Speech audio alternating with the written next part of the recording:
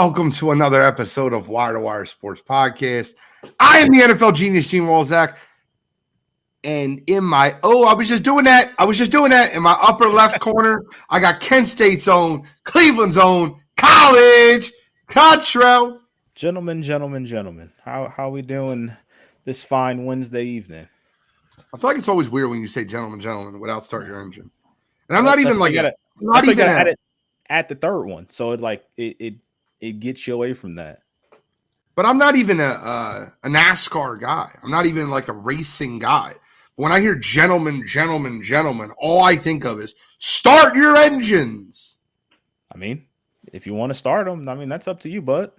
Oh, my engines are fired up. Like I told you guys. Guys, I'm going to lie to you. Let me introduce Shally. In the upper right corner, Scholastic Shally, Uncle Shally, Mr. Willie T, Billiam Shallcross. It's a lot of names. I like add names for you.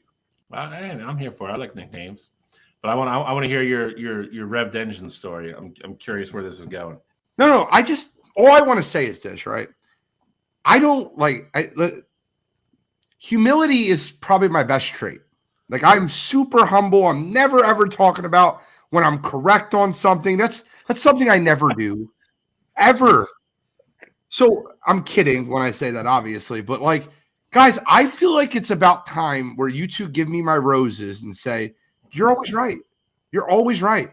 And the reason I say that, and here's why I bring this up, and it might be funny, it might be jokey now, but here's my thought process. Justin Fields is going to the Atlanta Falcons. I said this in October. People thought I was crazy. Now, we can look back at some of the predictions that I've made that everyone's like, I don't know, you might be an idiot, but then I'm right. Justin Fields is going to the Atlanta Falcons. It's done. Book it. He's getting traded there, and I got another one for you. We're going to talk NFL in a minute. I got another one for you. I want you to help me out real quick. Who has the second pick in the NFL draft? The Washington Commanders. Who's their offensive coordinator? Cliff Kingsbury. So who do you think they're taking with the second overall pick? Jaden Daniels. I think they're taking Jaden Daniels. There you go. Everyone said Drake May. I said Jaden Daniels. The moment that guy was hired as offensive coordinator, I'm like, there's no way they're taking Drake May too. And now the Patriots, who wanted Jaden Daniels, are all of a sudden playing, I don't know what we're going to do. Maybe we'll get a quarterback in free agency. Maybe we'll get a quarterback somewhere else. But Gerard Mayo, who basically all but said, we want a quarterback, is not taking one now. I want you to understand. I want you to understand how. And it's because Cliff Kingsbury said, I want Jaden Daniels. And I'm telling you, there's not a lot of people that are sold on Drake May like people thought. Drake May was the consensus number 2 for 4 months. Not that guy. Not that guy. We got a lot to talk about tonight. We got NFL free agency, a little combine action. Both of that stuff's coming up. We got our Major League Baseball first baseman's list. I almost feel like this is too early for first basemen. It's such a big list. It's such an awesome list. I almost feel like it rivals the outfielders. I wish we would have snuck in second base. But you got to go in order. I get it. Then we got our brand new bracket. This bracket is huge, and I can't wait to get into it. It is the sports characters bracket. Who was your favorite sports character? I want to hear it. Fictional. And it's got to be fictional, too. So there's going to be a lot of people that don't have the fictional part of that. They're going to yell, and they're going, hey, right. And what Shally did was, I don't agree with this. I think he's wrong. I'm kidding. But he removed every Remember the Titan because the movie was based off a true story. But a lot of them were fictional. Ronnie Sunshine Bass should be on the list. There's no real Ronnie Sunshine Bass, is there? Is there a real Ronnie Sunshine Bass? There might be. You never know. There might be. But Trevor Lawrence, he's in the NFL right now. No, I'm kidding. Shally did an incredible job putting together this list. There's about 69 names that we had to put together. for all of you guys at home. And I don't know like a good 12 of them. And I'm trying. I'm doing my best. So like I got everyone this week. I got to watch like 2 movies for next week. But we're going to do the entire East Side first round. And then next week we'll do, I don't know, what do you want to do next week? Midwest? The West is loaded. South and Midwest are loaded. Ronnie Sunshine Bass is a real person. Oh, see, this is, and you were looking it up too, just to make me feel like a jerk. I start my intro with "I'm never wrong," and then you come in and you're like, "You're wrong." We all know we know everybody on this show has been wrong a lot. I feel like that's accurate. I can agree with that. I don't want to agree with it, but I feel like it's accurate. I wanted to know just out of curiosity, but I think everybody in that movie is actually based off a real person. Yeah, I do. Okay, that's fair. I won't argue. But we got a lot to get into tonight, and we're going to start with the NFL. And where do you want to start with the NFL? I tell you where I want to start. I want to start where I started. The talks have picked up. Is he staying with Chicago? Is he going to Pittsburgh?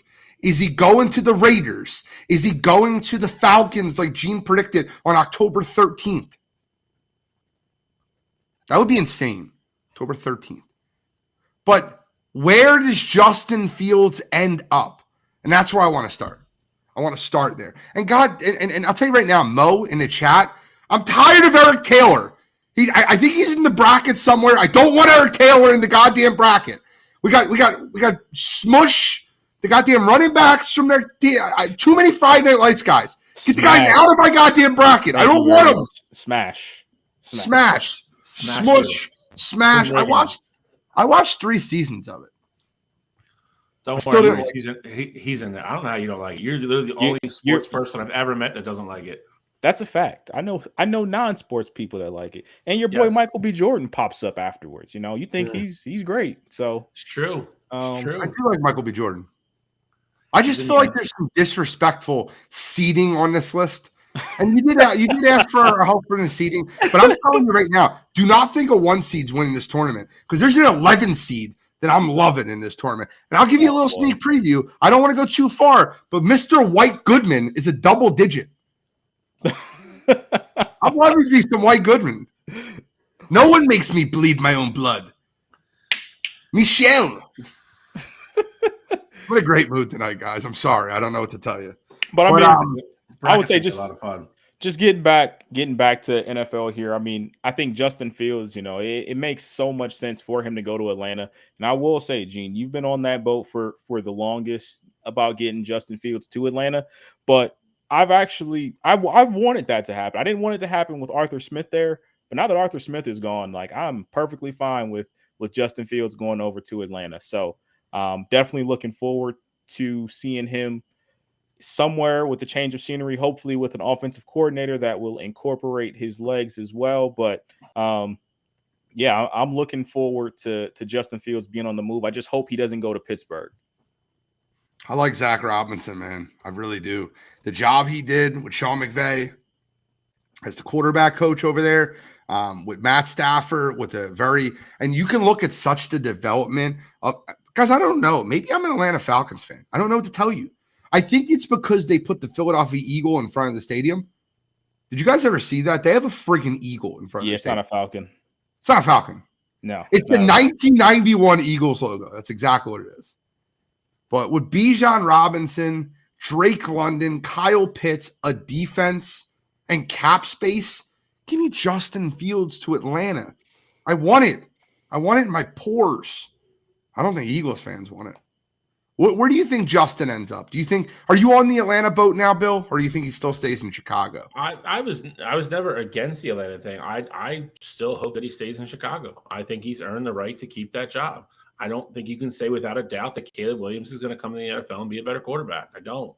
I'm not, I'm not handing the world over to Caleb Williams like a lot of other people are. I think that kid has things to improve on, just like any other quarterback that's going to get drafted in this draft. I don't think he's bulletproof.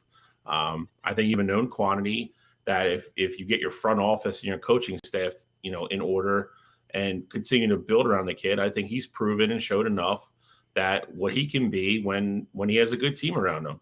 So, personally, I hope he stays in Chicago. I think he's earned that right. I think there's a lot of people that have now come out that are in that locker room that are saying they want him to stay. I don't think there's a lot of guys that want to start over with a rookie. And if you're drafting Caleb number 1, he's starting next year. I don't care how special you think the kid's going to be. He's still probably going to struggle his first year. You're setting that team back next year. They went on a run at the end of this year and made a late push for a playoff spot.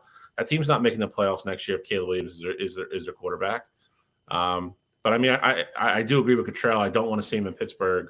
I think you're really just completely neutralizing a lot of what he does naturally and what he does well within that offensive system, a run first heavy scheme. I think Atlanta's a great fit for him. If he goes there, then I think to Gene's point, I think the Atlanta Falcons would have a lot to be excited about because they would finally have an actual QB1. I think they have more than 10 fans, Matt. Fields will be a better player on college than Caleb. I don't know if I could say that or not. I agree with that. I don't know if I could say that. I think they were both good. I think they're both incredible. I loved what Fields. What sold? I loved Fields his last year, but the 6 touchdown game versus Clemson, that was just surgical. I'll never forget it.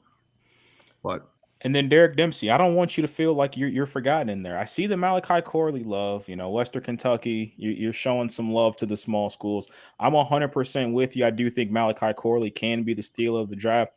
Definitely going to be one of the guys who I break down his film, but he could potentially have a very similar impact to a lot of teams that Zay Flowers had this past year with Baltimore, coming in right away and sneakily be your number 1. So Derek Dempsey, I love the Malachi Corley love. Stretch the field. All right, so let's talk about some other things. Mr. T. Higgins looks like he's franchised. Also, the Chiefs look like they're franchising L'Jarius Sneed, but they're open to trade. It's a very smart move on the Kansas City Chiefs' part. You're not going to lose him for no assets. Franchise him and then trade him out. It's a reason that they're a very intelligent franchise. What big name free agents or big name players do you see on the move in the next week or so? Saquon Barkley is the one that I see on the move. We're not to the running backs yet. Oh, that's running backs are a whole separate conversation. Oh, okay. I should have made that. Running back class is impressive. So where do you want to go then? Like, just what side of the ball are we going on? We're staying anybody except the running backs. Let's leave the running backs alone. Okay, that's fair. I mean, on the move? Yes. On the or I mean maybe big deal staying with their team. I think Chris Jones is the one that I'm very interested to see what happens. I think Kansas City would be smart to pay him, especially with the increase in the salary cap for the following season. Chris Jones has been a leader of that defense, and he's had arguably better seasons the past couple years than Aaron Donald. Like, if people could argue that he's the best interior defensive lineman in the game right now. So I think Kansas City would be very smart to make that move. But if Kansas City is not the team to make that move, one team that I would definitely have my eye on would be the Cincinnati Bengals. They have a ton of cap space. The defensive line in the middle, at least, kind of has some question marks. You have Trey Hendrickson on the outside that's playing great. But if you can bring in a guy like Chris Jones that has that championship pedigree and just bringing that experience and that caliber talent to your defense, that could do numbers for your defense. So I think the Bengals are going to be a team to really be on the lookout for in the Chris Jones sweepstakes. That'd be insane to have him go to a rival like that. He is the number 1 free agent in this class, followed up by Kirk Cousins. Josh Allen, huge free agent for the Jacksonville Jaguars. I don't think so either. But Christian Wilkins, he seems to be like the guy that might be the consolation prize to Chris Jones. Chris Jones re-signs with Kansas City or moves on. You have a younger, I don't want to say better version, but a guy walking into his prime, Christian Wilkins, and it looks like he's going to be leaving Miami. Miami's cap space just isn't there. So Chris Jones is who I was going to say. Obviously, he is the biggest prize out there. Wilkins would obviously be interesting. I think where Gilmore ends up is interesting. I think obviously Dallas is going to get Diggs back next year coming off his injury. But he's kind of revitalized his career, last season and a half under under Quinn in Dallas. I think he's going to want to get paid. I don't think he's going to stay there. I think Dallas' situation is interesting with how many free agents they have in general, who they're going to decide to bring back and who they're going to let walk. I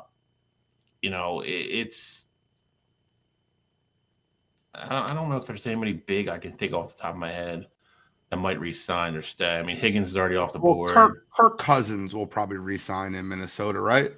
Are we good there? Do we think he's back with Minnesota, or do you think they move on? Unless they draft a quarterback. I mean, I think that's – I mean, that situation is tricky, obviously, because of Justin Jefferson. He says he wants to stay there, but he also said – I'm not giving up 3 years of my career to catch balls, if we make a mistake with a quarterback. That could be that is something to watch for. I ultimately agree with you. I think he ends up there.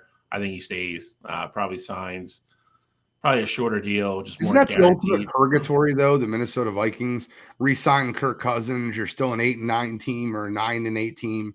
And Minnesota have made it very clear they're not trading Justin Jefferson. No. I mean, I think what they should do, though, I mean, if they're smart, I think they look at what the Giants did.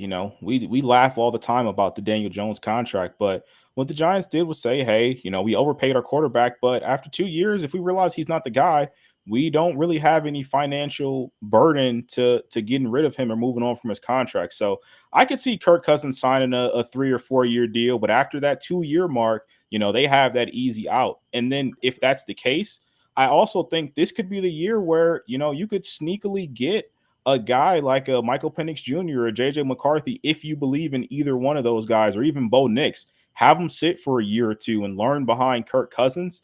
And then at that point, you still have them on their rookie deal when Kirk's time's up to move on from them. And, you can make that work at that point. So I think it would be smart for Minnesota to sign Kirk just to have that experience and obviously keep Jettis happy. But, their position in this draft class as well, they could still take a quarterback and, ultimately have a QB competition, and whatever happens, happens.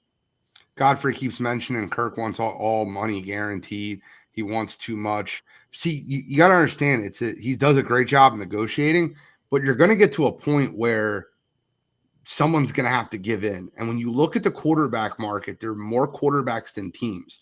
When you have teams that are drafting in the first round that have need at the quarterback position, and you have all these free agents, you got Russell Wilson that's basically going to be a free agent. I know he's not right now.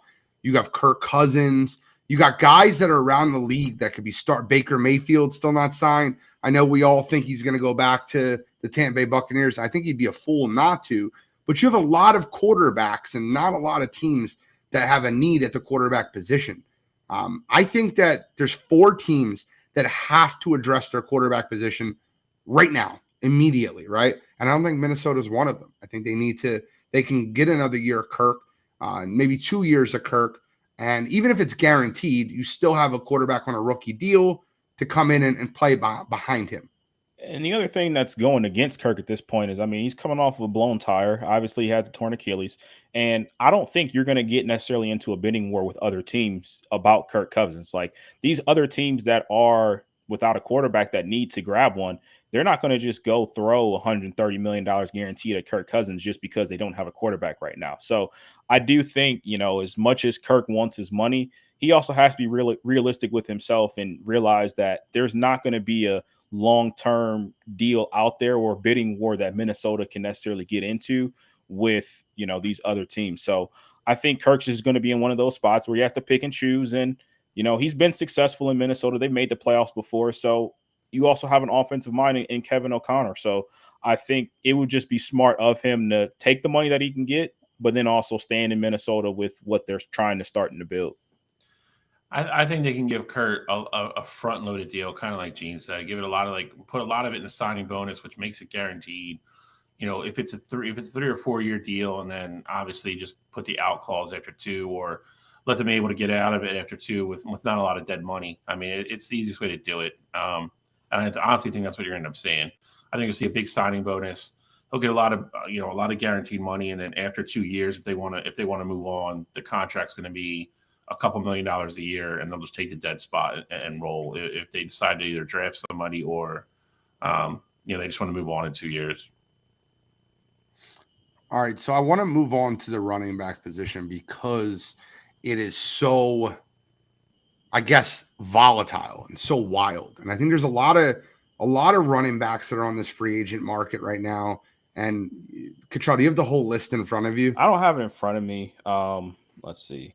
And there's Derrick Henry, DeAndre Swift, Nick Chubb, Austin Eckler, Saquon Barkley, Josh Jacobs. They're all free agents. There's about 6 or 7 more too. Like starting caliber running backs. Zeke's a free agent.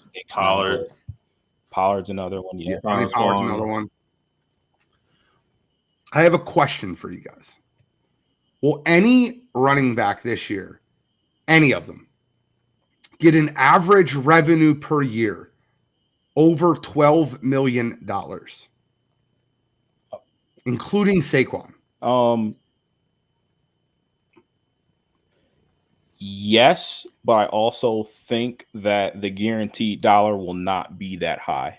Like, I think you may see Saquon sign like a 3-year, $38 million deal or something along the lines of that, where it's like 13 per year, somewhere close to that. But at the same time, it'll be like, hey, we're only guaranteeing you like 19 million. So if you want it, you got to put in that time and actually play and have down quotas and stuff like that. So I do think Saquon is probably the only one realistically that is going to have a shot to do that. Maybe Josh Jacobs, depending on the situation he goes to. But I think all the other running backs are either too old or they haven't proven enough to get that kind of deal.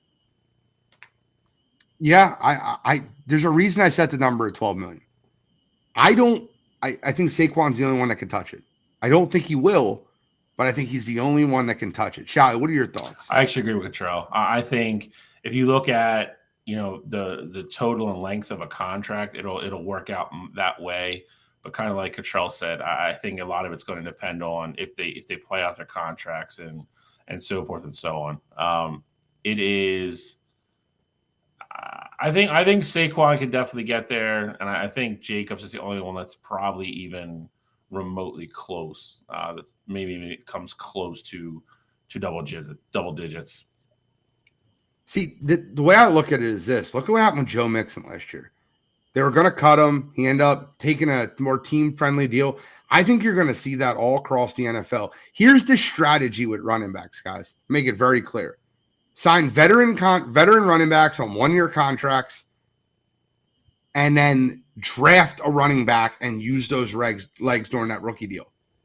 Like, look at what Detroit did last year. That is going to be the staple of running backs going forward. You're going to draft one in the first 2 rounds. You're going to run that guy into the wall, and you're going to sign veterans like David Montgomery on a 1-year deal. Year before that was Jamal Williams. I'm telling you right now, you're going to see that across the NFL. Even Bijan with Tyler Algier. You're going to see teams running these rookie running backs or rookie contract running backs into the ground in their first 4 or 5 years, and they're never going to get paid. Ever. I guess. And it sucks. It's a sad day for running backs. The part that I kind of gives me a glimmer of hope is Christian McCaffrey. Like, just seeing you get that one coach that believes in you, that can utilize you the right way. And Christian battled his injuries, but he's found a way to have this longer tenure than we've seen. And obviously he's a one-of-one kind of back right now. Best back in the league. I think we can all agree there. So it's necessarily different with him, but like moving forward, I'm curious to see if anybody can also have that kind of like long success. Well, I'm going to play a game with you guys real quick. I have the running back free agent sitting in front of me, okay? And I'm going to give you an over-under. Is that cool? Sure. I'm going to give you an over-under of what I think their market value is, and you tell me whether they get paid over or under that market value. Okay? Yep. All right. I'm going to start with Josh Jacobs. $9.5 million per year. Over or under? I say over. What do you think? Only because Over? Okay. if Jacobs is smart, he'd even take a 1-year deal at like 12 or 13. Okay. I agree. I don't know if he'll do that, but I think it's kind of the same boat. I think he might get 30, over 3, but only 17 of it's guaranteed. Okay, I'll go under. Tony Pollard, over or under $8.5 million a year? Under. I think it's under 2. Now I'm going to read you what their market value is. Tony Pollard's market value is $10 million. Josh Jacobs is 11.7. They're going to get under market value, in my opinion. Austin Eckler, you ready for this one? Over under $4.5 million. And I say that, and I'm not trying to be rude. I love Austin Eckler. Shot. You guys know how big of an Austin Eckler he's shot. He didn't lose a step last year. He lost 3 steps last year. That guy looked slow. He looked bad. Am I wrong? For sure. I think the only problem, and the problem with Eckler is he has to go. Eckler is not a guy that's going to carry the ball 20, 25 times to the tackles. He worked well in that Los Angeles offense because they threw the ball, to the running backs out of the backfield so much. He's got to go to some other team that wants to run a similar type offense. He can't go he couldn't go play for the Titans. That's not an option. So I think 4.5 is kind of low, but at the same time, it's probably about what he's going to get.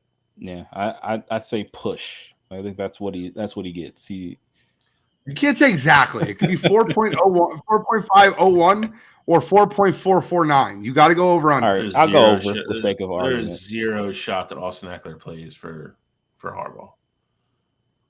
I don't think he plays for Harbaugh. One of these guys will, but it ain't going to be him. I don't think it will be Austin Eckler. Okay, I got 3 more for you. DeAndre Swift, over under $2.5 million. Over. I'll go over. You say that his market value is listed at $2.1 million. I think he goes over. I say over, though, because if you watched him play last season, I mean, he could be your starting running back. And if you have to get into a little bidding war and you get him at 3.5 or $4 million a year, then you got to be happy with that. Yep. Okay. We got Derrick Henry.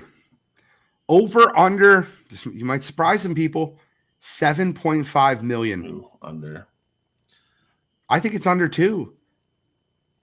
He's listed as the number 1 projected running back at $12.5 million market value. And I'm telling you right now, he doesn't sniff that number. No.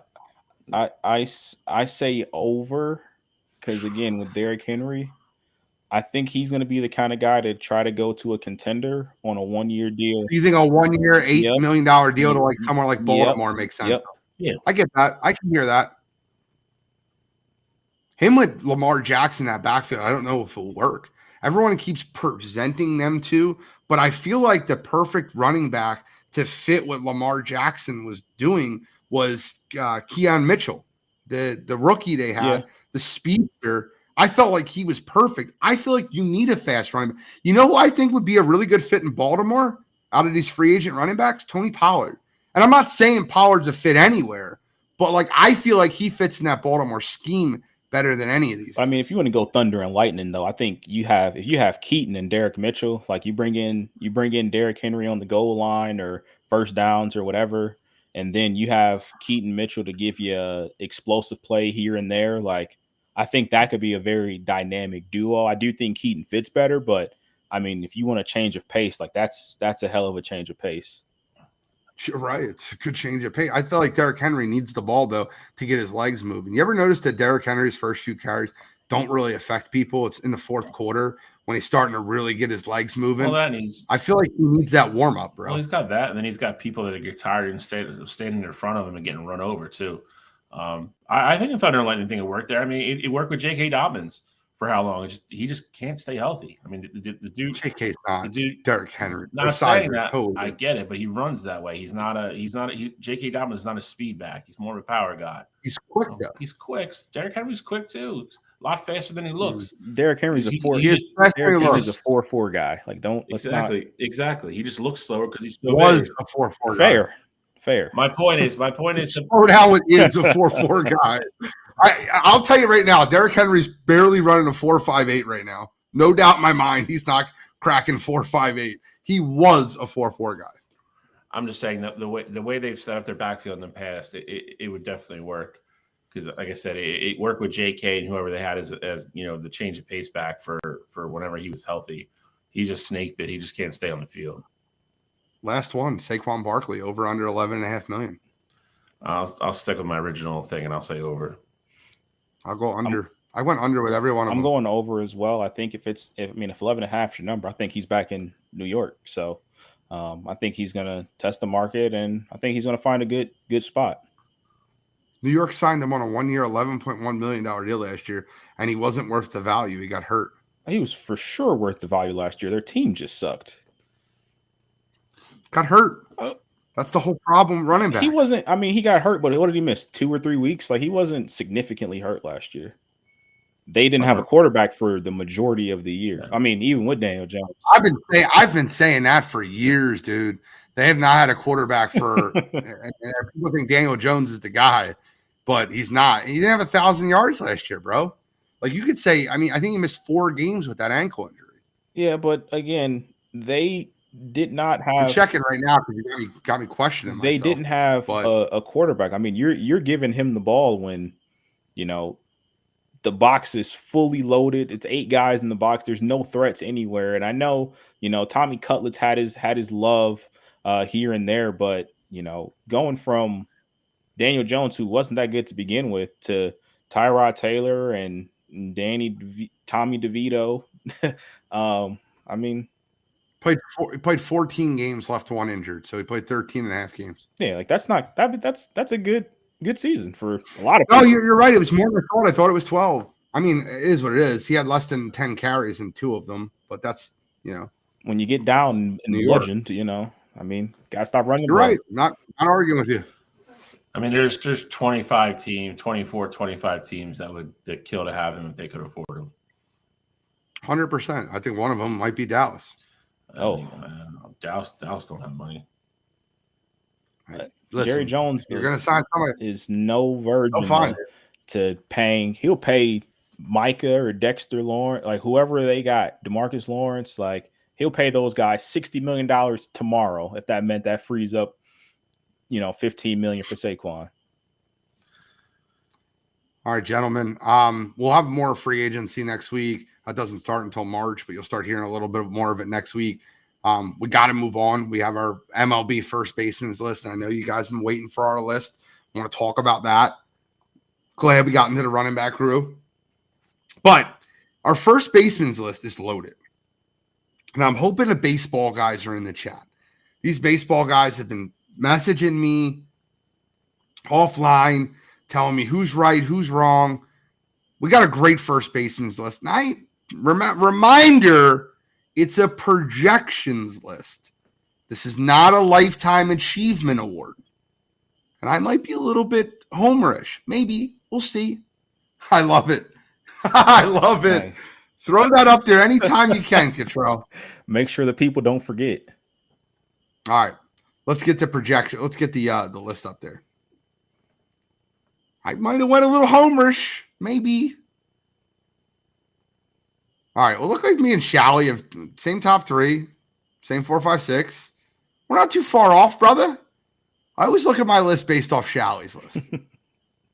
I do. I know Shally's a big baseball guy. I look at it. I'm like, okay, let's see where we're at.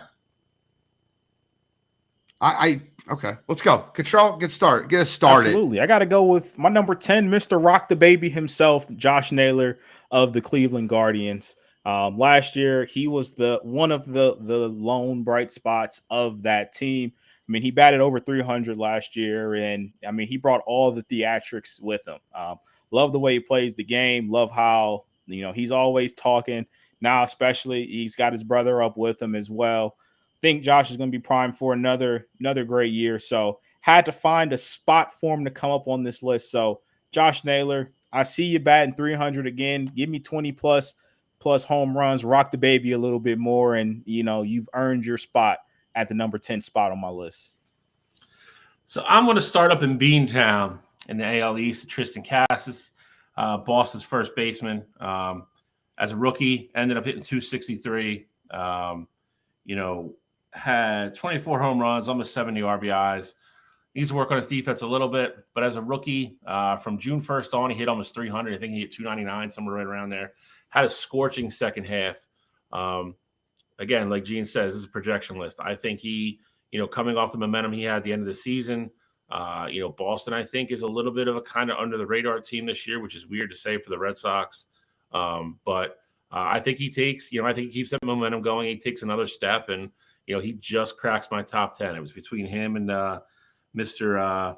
I can't think of his name, Mr. Spencer Torkelson from Detroit. I went back and forth. It's funny. I had Torkelson at 12. I had Naylor at 11. But I have Cassis at 10 also. He's going to bat fourth. He's projected to bat fourth in that Boston Red Sox lineup, with Yoshiba being his basically his protection in the lineup. He had a great end of the season last year, and he's only 24 years old. You're talking about a guy that's batting in the middle of that lineup, a very highly touted prospect for Boston, and he had 24 home runs last year at 23 years old. He's 24 now. I think he has a great year. I have him as my number 10. My number 9 is Christian Walker. And I'm a little bit lower than you two do. And I think it's partially because I looked at how anemic he was in the postseason, how bad he looked hitting good pitching. And granted, he had a great year last year, but that was the first year he batted over 250, I think, in his career. Batted 242 prior, 247. I don't remember him batting over 250 maybe earlier in his career, but I know that was one of the best years he's had hitting the baseball, and he looked terrible in the postseason. I don't think Christian Walker's the real deal. I think he's good, not great. That's why I have him at number 9. Number 9, I got Mr. Josh Naylor from the Cleveland Indians. Guardians, Christ. I think just like Tristan, I think he takes another step. I don't think last year was a fluke. When he hit, I think it was 308, 17 home runs, 97 RBIs. The kid can run a little bit too. He's got 10 stolen bases for a first baseman. Kind of rare these days when you look at some of these guys ahead of him that don't run at all. Defense was pretty average across the board, middle of the pack. Again, something he can always work on. But at the plate, again, he's going to hit in the middle of that lineup for the Guardians. I don't think what you saw last year was a fluke. I think he continues to improve. He continues to get better. And he's probably the best player on that roster right now. So Josh Naylor, number 9 for me. So number 9 for me, I got Cody Bellinger. Cody Bellinger coming off of a season that I definitely will say I was not expecting. Everybody wrote him off. We talk about what Geno Smith saying everybody wrote me off. I didn't write back, whatever.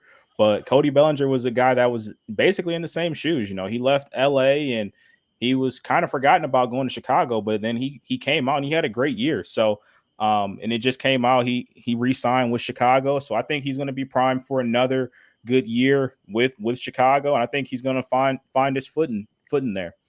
Number 8 for me, I got Yandy Diaz of the Tampa Bay Rays. He's in a spot where he's coming off the best year of his career. And, at 30, 32, 33 years old, a little bit surprising, but his numbers were insane. Batting 330 at this point in your career for the first time. Like, I think that's something to build upon, and that Rays team's definitely going to need it. So I look for Yanni to have another great year. Probably won't hit for 330 again, but still think he's going to be very effective at the plate. Yeah, so I have Yandy Diaz number 8 as well. I think the knock on him coming into last year was kind of he never, was a great hitter, always hit for high average, would, drive in a decent amount of runs. But he didn't quite have the power numbers of some of the bigger names on this list. Okay. Last year, that changed around a little bit. He had 22 home runs, like Cottrell said, career high, hit 330, 78 RBIs. He's always been decent defensively. Nothing great, but he won't hurt you over there. I put him on 8 because, at the age 32, I'm not quite sure if it's a fluke or not with the power numbers. So obviously he's going to hit. He's going to hit over 300. He always does. That gets him the number 8 spot on my list. I got to see him. I got to see him do it another year, hitting the ball over the fence before I move him up even higher. I actually think Yandy Diaz is a great year.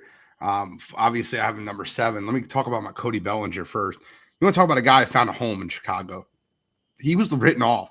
He batted like below the Mendoza line. Then he batted like 206. And last year, he found that home. And I would not have him on my top 10 list based off of last year if he didn't re-sign with Chicago. Him re-signing with Chicago, it seems like he's very comfortable. He improved his batting average by like 100 points. I got to give Cody Bellinger all the credit in the world, and I have to have him on my list. Yandy Diaz, Shalley's absolutely right. The guy batted 290 before, but he had 9 home runs. Him batting 330 and hitting 23 home runs last year was an anomaly for him. But normally when you take that big jump in average, it means you're starting to square the ball up more. And then the hitting coaches start working on your launch angle and how hard you're hitting the ball. And I think Yandy Diaz has learned that little launch angle tool. And I think Yandy Diaz is going to continue to have a great year. Now, 330 and 25 home runs probably isn't happening again. But, if he bats 300, hits 20 home runs, that's good enough for number 7 on my list. So number 7 for me, I'm going with Christian Walker from Arizona. Minus the struggles in the postseason G mentioned earlier. This guy is your reigning, National League Gold Glove winner at first base, best defensive first baseman in the National League last year. Had an absolute monster year before the playoffs, 258, 33 home runs, 105 RBIs. He had 11 stolen bases as well. Kid's a great athlete, great defensively. I think you just got to let the playoffs go and kind of regroup and get back to hitting the baseball, a little more consistently. Only other thing that keeps him a little bit lower on my list is, again, was last year the breakout year, or was it kind of the outlier that's going to stand out? And Walker and Diaz both are, Diaz 32, Walker's going to be 33 this year. 2 of the older guys on this list too. So again, you're kind of going against the grain in regards to, turning 33 and starting to put up, 4 career years in a row. So that's why I have number 7. Not saying he's more capable of being higher on this list, but I mean, the 6 guys in front of him are just absolute bona fide, no doubter. So Christian Walker, number 7 for me. Yeah, and I also have Christian Walker number 7 as well. Like, I don't want to beat a dead horse here, but I do think he will rebound from the bad postseason. You saw the season in general that he had last year. Plus, with what he does defensively, I feel like 7 was really the lowest I could put him at this point. But the top 6, we all have the same top 6. The top 6 was really easy. I think kind of just splitting hairs with the 7 through 10 spot. But at number 6 for me is Paul Goldschmidt. And Paul Goldschmidt was probably the hardest person to place on this list for me, only because, obviously last year took a step back from his MVP year 2 years ago. But just knowing how good he is defensively and just knowing where he's typically at, of course, I think he's going to still be incredible this upcoming year. But I almost wonder, was last year the first sign of we're seeing Paul just fully take that step back, and is he on the decline now? So Paul Goldschmidt for me, I still think he has an incredible year, but he was definitely, for me at least, the hardest person to place on this list. So number 6 for me, I got Pete Alonso of the hated New York Mets.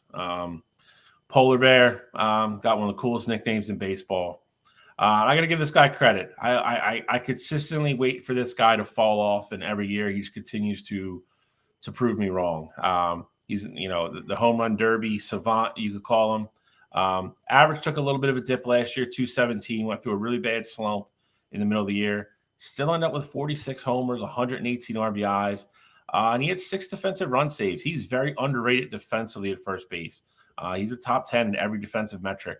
A lot of people, I think, look at him and just think he's kind of like a meathead type guy. He's really not. He's a way better athlete than I think people give him credit for. I think he figured out whatever he figured out at the plate. We'll see how the Mets season goes this year. It's kind of up in the air. I think they're all over the place, but I'm not going to bet against him this year. I think he continues to do what he does. Has another year, 40 plus homers, 100 plus RBIs, and he puts up those big numbers. So number 6 for me.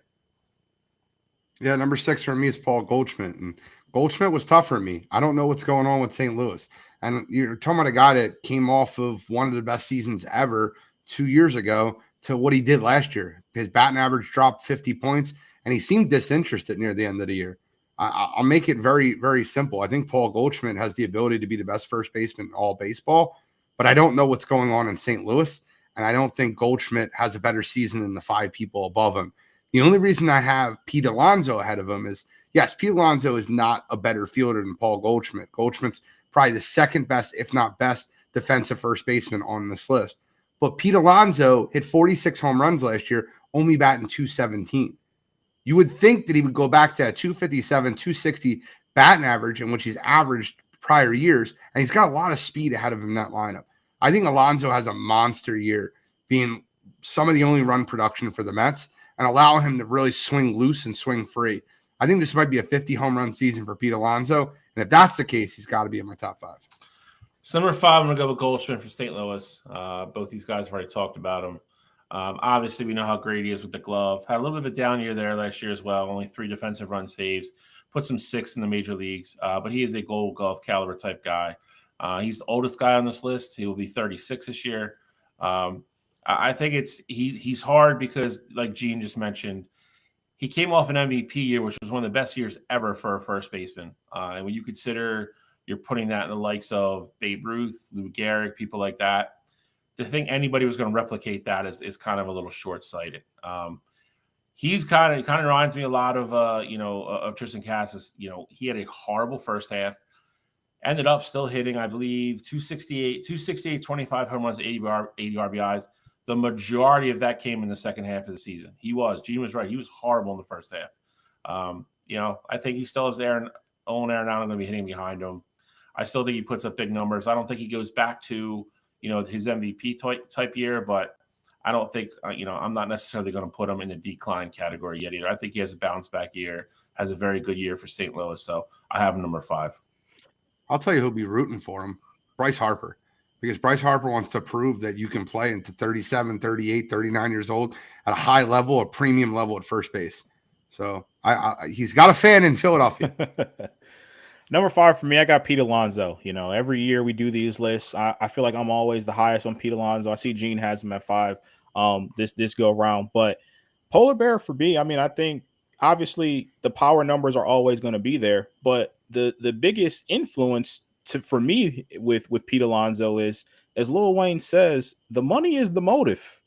So I think with Pete, he's going to be able to have a great year this year. And if he has a great year, he gets his average back up to 250, 260, and he hits 50 home runs, he is getting paid next offseason. The Mets might not be the ones to pay him, but someone's going to be giving Pete Alonso a lot of money. So I think he knows that in the back of his mind, and I think that's going to be the motivation for him to rebound and have a great year this upcoming year. Now, moving on to number 4, I got Vlad Guerrero Jr. Vlad Guerrero Jr. is a guy who last year I had him in that conversation to potentially win MVP. And I think, we've seen already big numbers from Vlad. I think we get back to that this year. And I know it's crazy. You're like, hey, potential MVP this year, and you got him at 4th. Well, the 3 guys ahead of him are just on a different planet, and they're all in the same conference. So, but with Vlad, for me, I think he does have a good chance to potentially go win MVP, especially now that Shohei's out of the AL. And I think you're going to see Vlad's numbers, get back to a very, very high level. And he's going to be the catalyst to that Toronto team ultimately getting to where I think we've all been waiting for them to go these past 3 years. Yeah, so I'm going to echo some of what Kachal just said. I think Vlad Guerrero, to some point, is a little bit of a frustration. And at the same time, you have to still, consider the kid's only going to turn 25 years old this year. But that being said, I think this is a put up or shut up year for Toronto. And I said that, on previous shows, we kind of, anytime we talk about baseball, if they don't get it done this year, they're going to blow up that team. And I'm not saying that means Vlad Guerrero goes anywhere. He's probably the person they keep. But he needs to be consistent. He needs to turn it on this year. He's got to take that step into that top 3, the next elite level, the guys that are MVPs that have won MVPs already. He's not there yet. I think I think he had his first 2 months or years, and I think his head got a little bit big, moved to first base. I think that distracted him a little bit last year. Minus 6 defensive runs saved. He's got to work on his defense a little bit, but, that's not what anybody's paying him to do. I have him here because I believe in him. And like I said, I think he's only 25. He came into camp very light, more in shape than he ever has before. I think he's taken this year very seriously. And that's why I ended up on my list number 4. I think Vlad Guerrero Jr. is a monster year this year. Here's the funny thing, right? I look at this list as there's 7 through 10. There's 5, 6. Then there's 4. And then there's 1, 2, 3. I agree with No, I'm No, serious. I get Like you, when I though. look at this list, there's tiers to No, for this. sure. And Vlad Guerrero Jr. used to be tier 1. But you can't have 2 completely backwards seasons in a row where every number is down. Everything. Batting average, power numbers, defensive numbers, everything was down. I believe in him. He's young. He's a great, great player. I'm projecting him to be worse than the best 3 first basemen all of baseball. That's where I'm at, right? So I'm going to go number 3. I have Freddie Freeman, and this might be low, and I understand that. Does this guy ever fall off? Ever? Like the guy left Atlanta, went to LA, and you're used to have that 1 year of like the Trey Turner year, right? The Nick Castellanos year. 1 year getting accumulated with the team. He didn't need that. His batting average raised by 18 points. He batted .330 last year. Was third in the MVP voting. I think Freddie Freeman has another great year. I just think the 2 guys ahead of him have historic years, and I think they play in a division in which they're going to be playing each other very often in big, meaningful games. And I think these 2 guys, 1 and 2, which I'll get to, will be the MVP and possible runner-up. So I want to be clear when I say this. I don't think Freddie Freeman has a bad year. I think the best 3 offensive players in all of baseball will be in the NL and all play the same position. So Bryce, believe it or not, was the hardest person for me to place on this list. I gave thought to putting him number 1. I gave thought to putting him number 2. And I ultimately ended at 3. The part that is scary for me is this. He's now pretty much fully recovered from the Tommy John. So you saw kind of the end of last year when he started getting comfortable, he went back to kind of what he normally does. He ended up hitting 293 for the year, 21 home runs, 72 RBIs, a little bit down, but again, they struggled at the beginning of the year with getting people on base in front of him. And he just wasn't super comfortable yet. So I missed the first 35 games of the year. I'm getting there. I understand. You could say all this when you get to number 1. That's where you have him. I'm leaving him at 3 for 2 simple reasons. Until they figure out the top of their lineup, I think it hurts him with 2 guys ahead of him. And honestly, until they figure out who they're going to hit behind him, I think it hurts him a little bit with the 2 guys in front of him.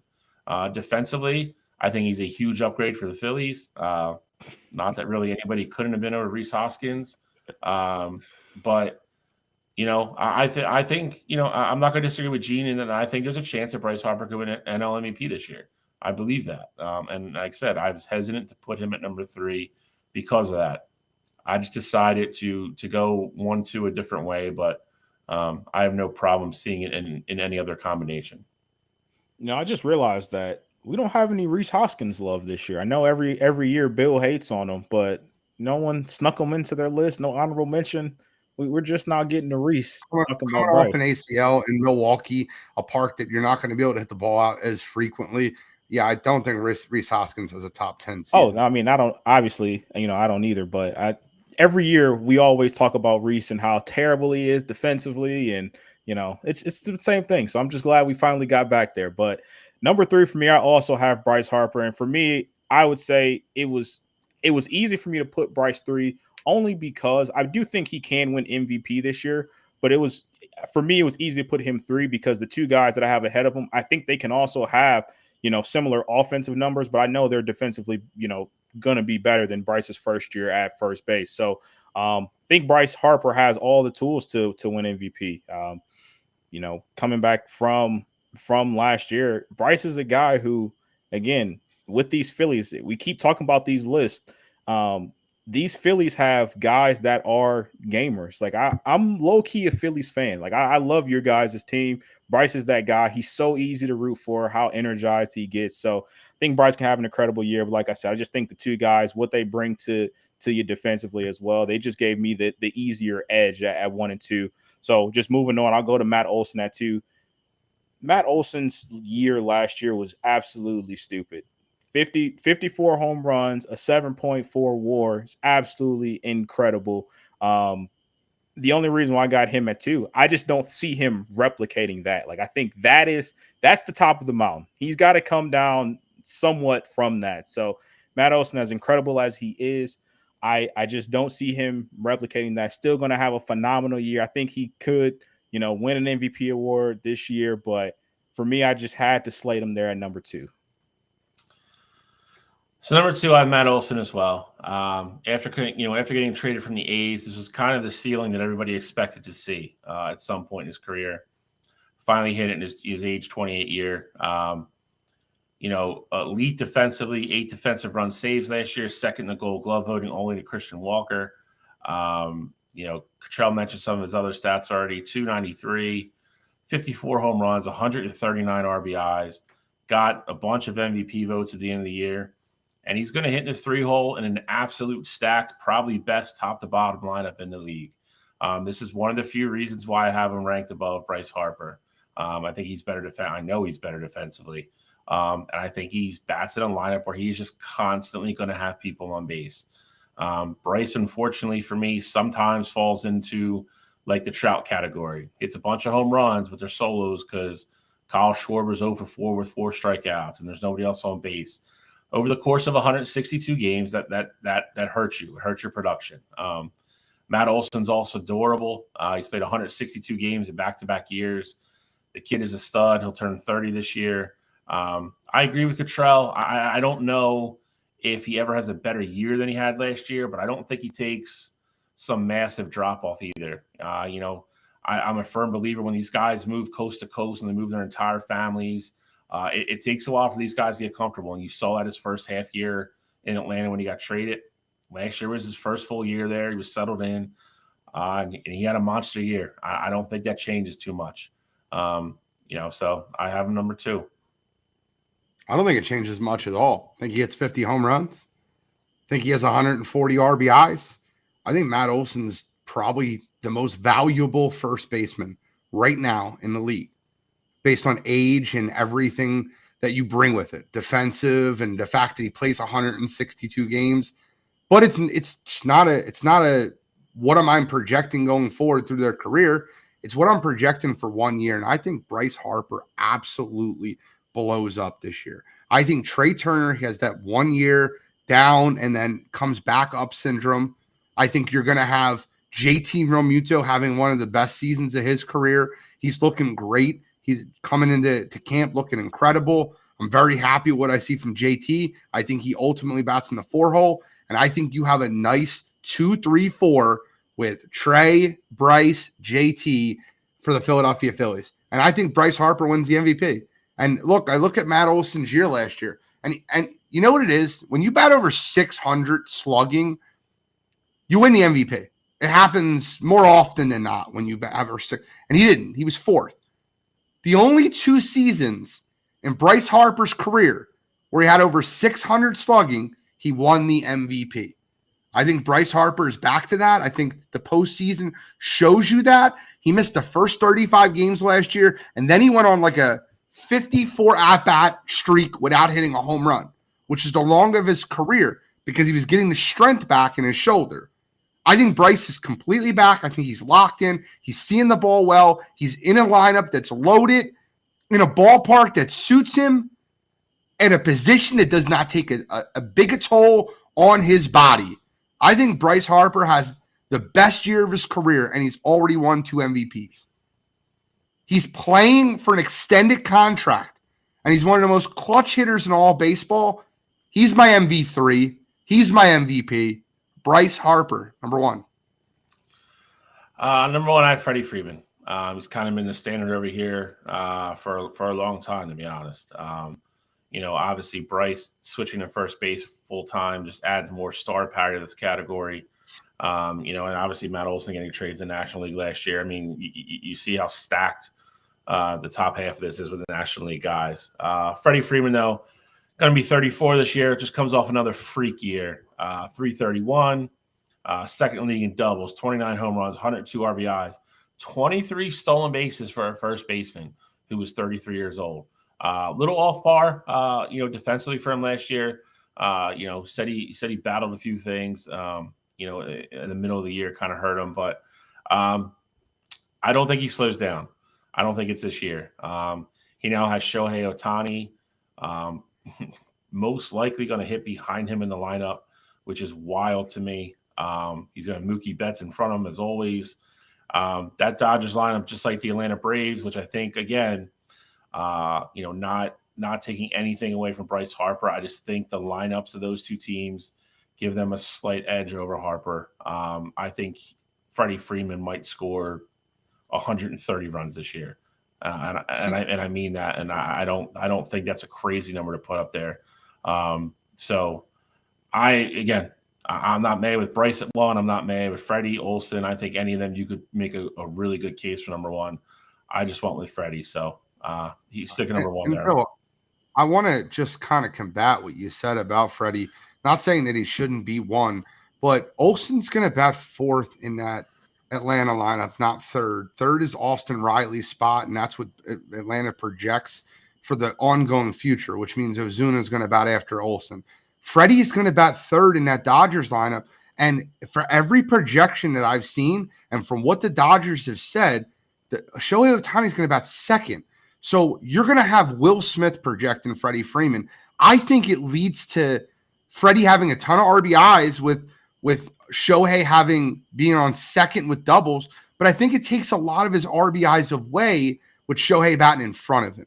So I get what you're saying, but I think the lineups don't play out for Freddie and Matt like they do for Bryce because of who they have batting in front of them, not behind them. Okay, well, let's do it this way. Would you rather have Acuna, some combination of Albies or somebody like that, and Riley in front of you, or Kyle Schwarber or Trey Turner, or Mookie Betts and Shohei Ohtani?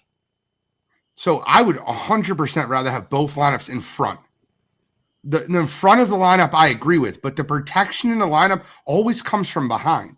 And that's the thing that worries me in LA this year is because Freddie Freeman's going to see more fastballs and because Shohei Ohtani's batting in front of him and they're going to pitch around Shohei. But the problem is follow me. You don't have to pitch to Freddie every time Shohei hits a double. Every time Shohei hits a home run, there's no one on base. So the times in which Freddie will touch the baseball with a runner on second and nobody on first, or a runner just on first, is going to be very limited. And I think that will end up eventually hurting him. Not saying that any of them are better or worse. I just don't think Will Smith is the protection in the lineup that I would prefer over JT Realmuto. I don't. I think JT will hit better than him. I mean, they're damn near identical across the board. So I really don't know how you can make a distinction either way. And I think JT has a better year just based on what we talked about last week. Okay. I still think you're going to be splitting hairs and difference between the two of them at the end of the year, even if JT has a great year. But I think Shohei takes more away from Freddie. I think Shohei takes more away from Freddie than Trey takes away from Bryce. I think Trey, you can see running the bases for Bryce, where I can see Shohei clearing the bases for Freddie. That's just, and I think we're splitting hairs, and I agree with you. I get your point. I just am letting you know where my thought process goes, where you have that massive hitter like Shohei clearing the bases as opposed to Trey, who I think will be running the bases. So for me, I got Freddie at 1. I do think when it's all said and done, I think Freddie is going to be your guy in that 2 spot. I mean, last year he's coming off a year where he hit 330 and he had 131 runs last year, the most in his career. I think for the Dodgers, it's going to make more sense if you're going to have Mookie and Freddie on base to bring up Shohei. I understand the logic of wanting to get Shohei more at bats every game, but you have 2 reliable hitters that can be in front of Shohei. So I think, down the line, that'll be what they ultimately go do. And I think if that's the case, you talked about 130, Bill, like that's a crazy number. He had 131 last year. I think if he stays in 2 spot all year, Gene, I know you don't think that's going to be the case with the projections, but if he stays in 2 spot all year. Every projection says that he'll be batting third and Shohei will be second.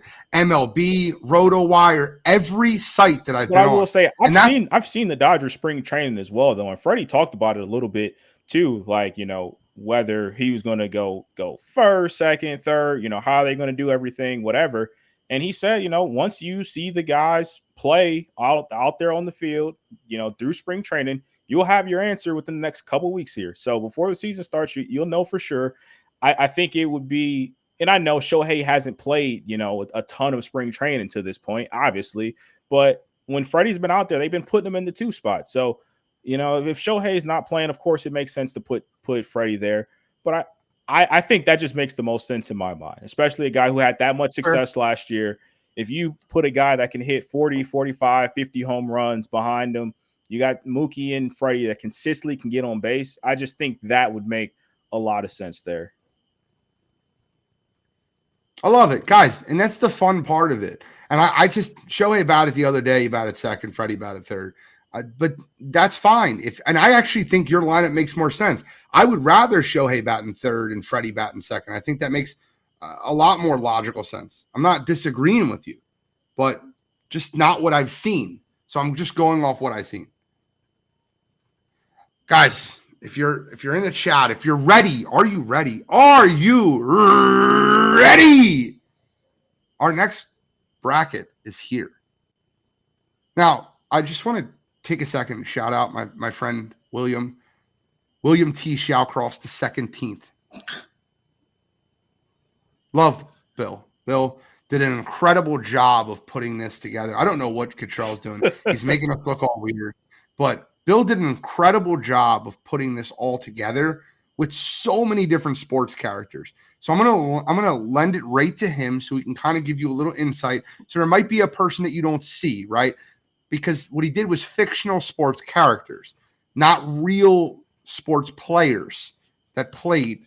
So, Shally, without further ado, thank you for the hard work that you put in to make this bracket possible, and just give us a little insight where your head was. Well, first off, it's my pleasure. I actually, you know, as much of a pain in the butt as they are sometimes, they can be time consuming.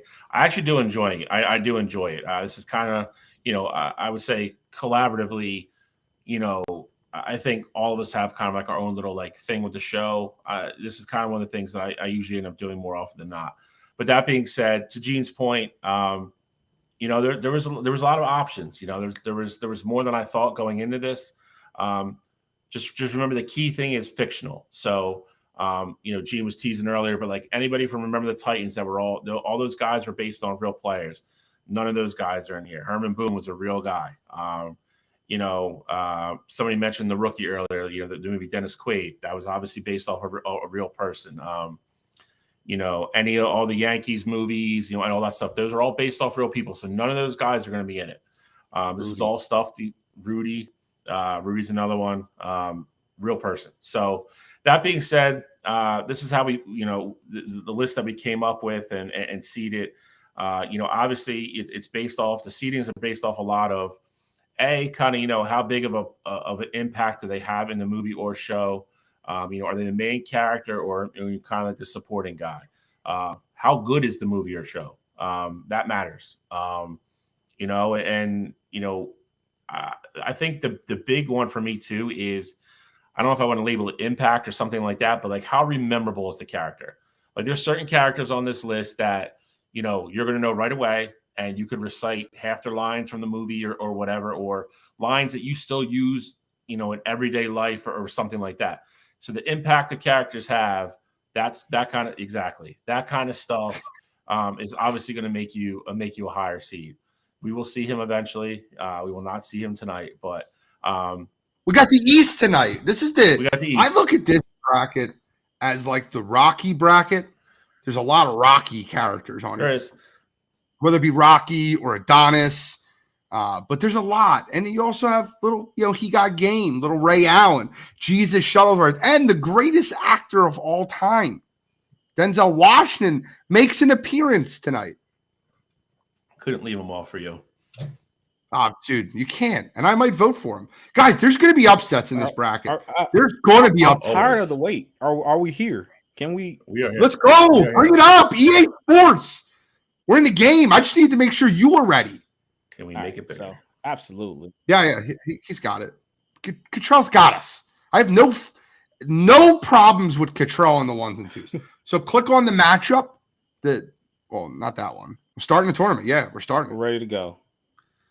Ready to go. All right, let's do this. Right. So what are you doing, Cottrell? I don't know why it always defaults to me being the guy.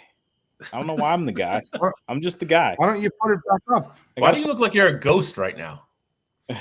Maybe I am. All right, I'll put it back up. Okay.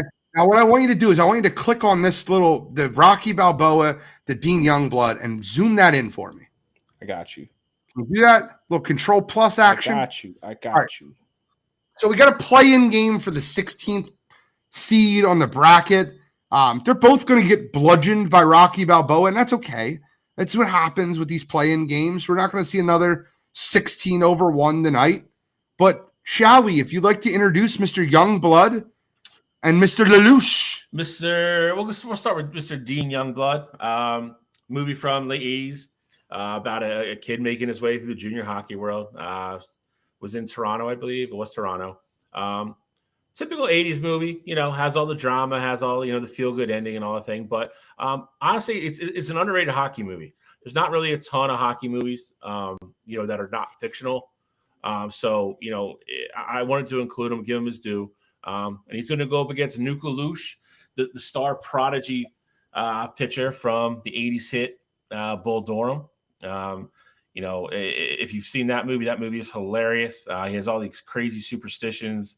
And he is has a very close relationship with somebody else that we're going to see on this in this bracket very soon. So that is your 16 seed playing game. All right, let's vote for the 16 seed. I'm going Nuke Lelouch. I'm not going to waste any time here. I think it's a 7-point victory. Give me Nuke over Youngblood. That's my vote. I'm gonna second your vote. I don't mean to make Cottrell's vote, worthless, but I'm gonna go Nuke Lelouch as well, and his breathing out his eyelids and wearing garter belts while he's pitching. Congrats, Nuke. You get a chance to go up against the champ. You get a chance to go up against Rocky here. So Nuke, you move on here, but I mean, is this really where you want to be, bud? Is this where you wanted to go? I don't think he wants to go there. And Cottrell, I'm not going to pull out the Rocky speech today. I'm not going to. We don't need to. It's not about how hard you get hit. It's about how hard you get hit and keep moving forward. I'm not going to do that. I'm not doing that. I'm just going to place my vote for the sweep in the blowout. It's a 40-point win. Rocky Balboa. Yo, Adrian. Rocky is moving on. That is Rocky. The worst Rocky of all time. Hey, what was that? I got Rocky. I got Rocky moving on. Rocky, 40 might be easy. And you're banned from doing any Rocky impressions for the rest of the show. Yes, never do that again. Chris, that was a bit. We got a whole. They're all going crazy. Hey, that's fine. All right, give me the Rocky. Make it like 27-0. Just douche the score up as high as you can. No, just click it. Bang, bang, bang, bang, bang. Just 100. It doesn't matter. Keep going. All right, stop. All right, it's fine. Hit submit scores and we'll move on. We'll go to 40. We'll keep them 40. 40-point victory. That's fine. That's what it is. Jesus. Now, see, now we get to the 8-9s, and now we get to things that I don't know if we can talk about. This is too early for this. I don't like either one of these seedings. And you're going to have me vote between Ted Lasso and the Mickey, the trainer of Rocky Balboa. Now, I look at this matchup like Mick is so iconic, and he dies, and I lose him, and it breaks my heart. And when I see this, but Ted Lasso, the underrated underdog, this guy, you don't know if he can play darts until you ask him. Be curious, not judgmental.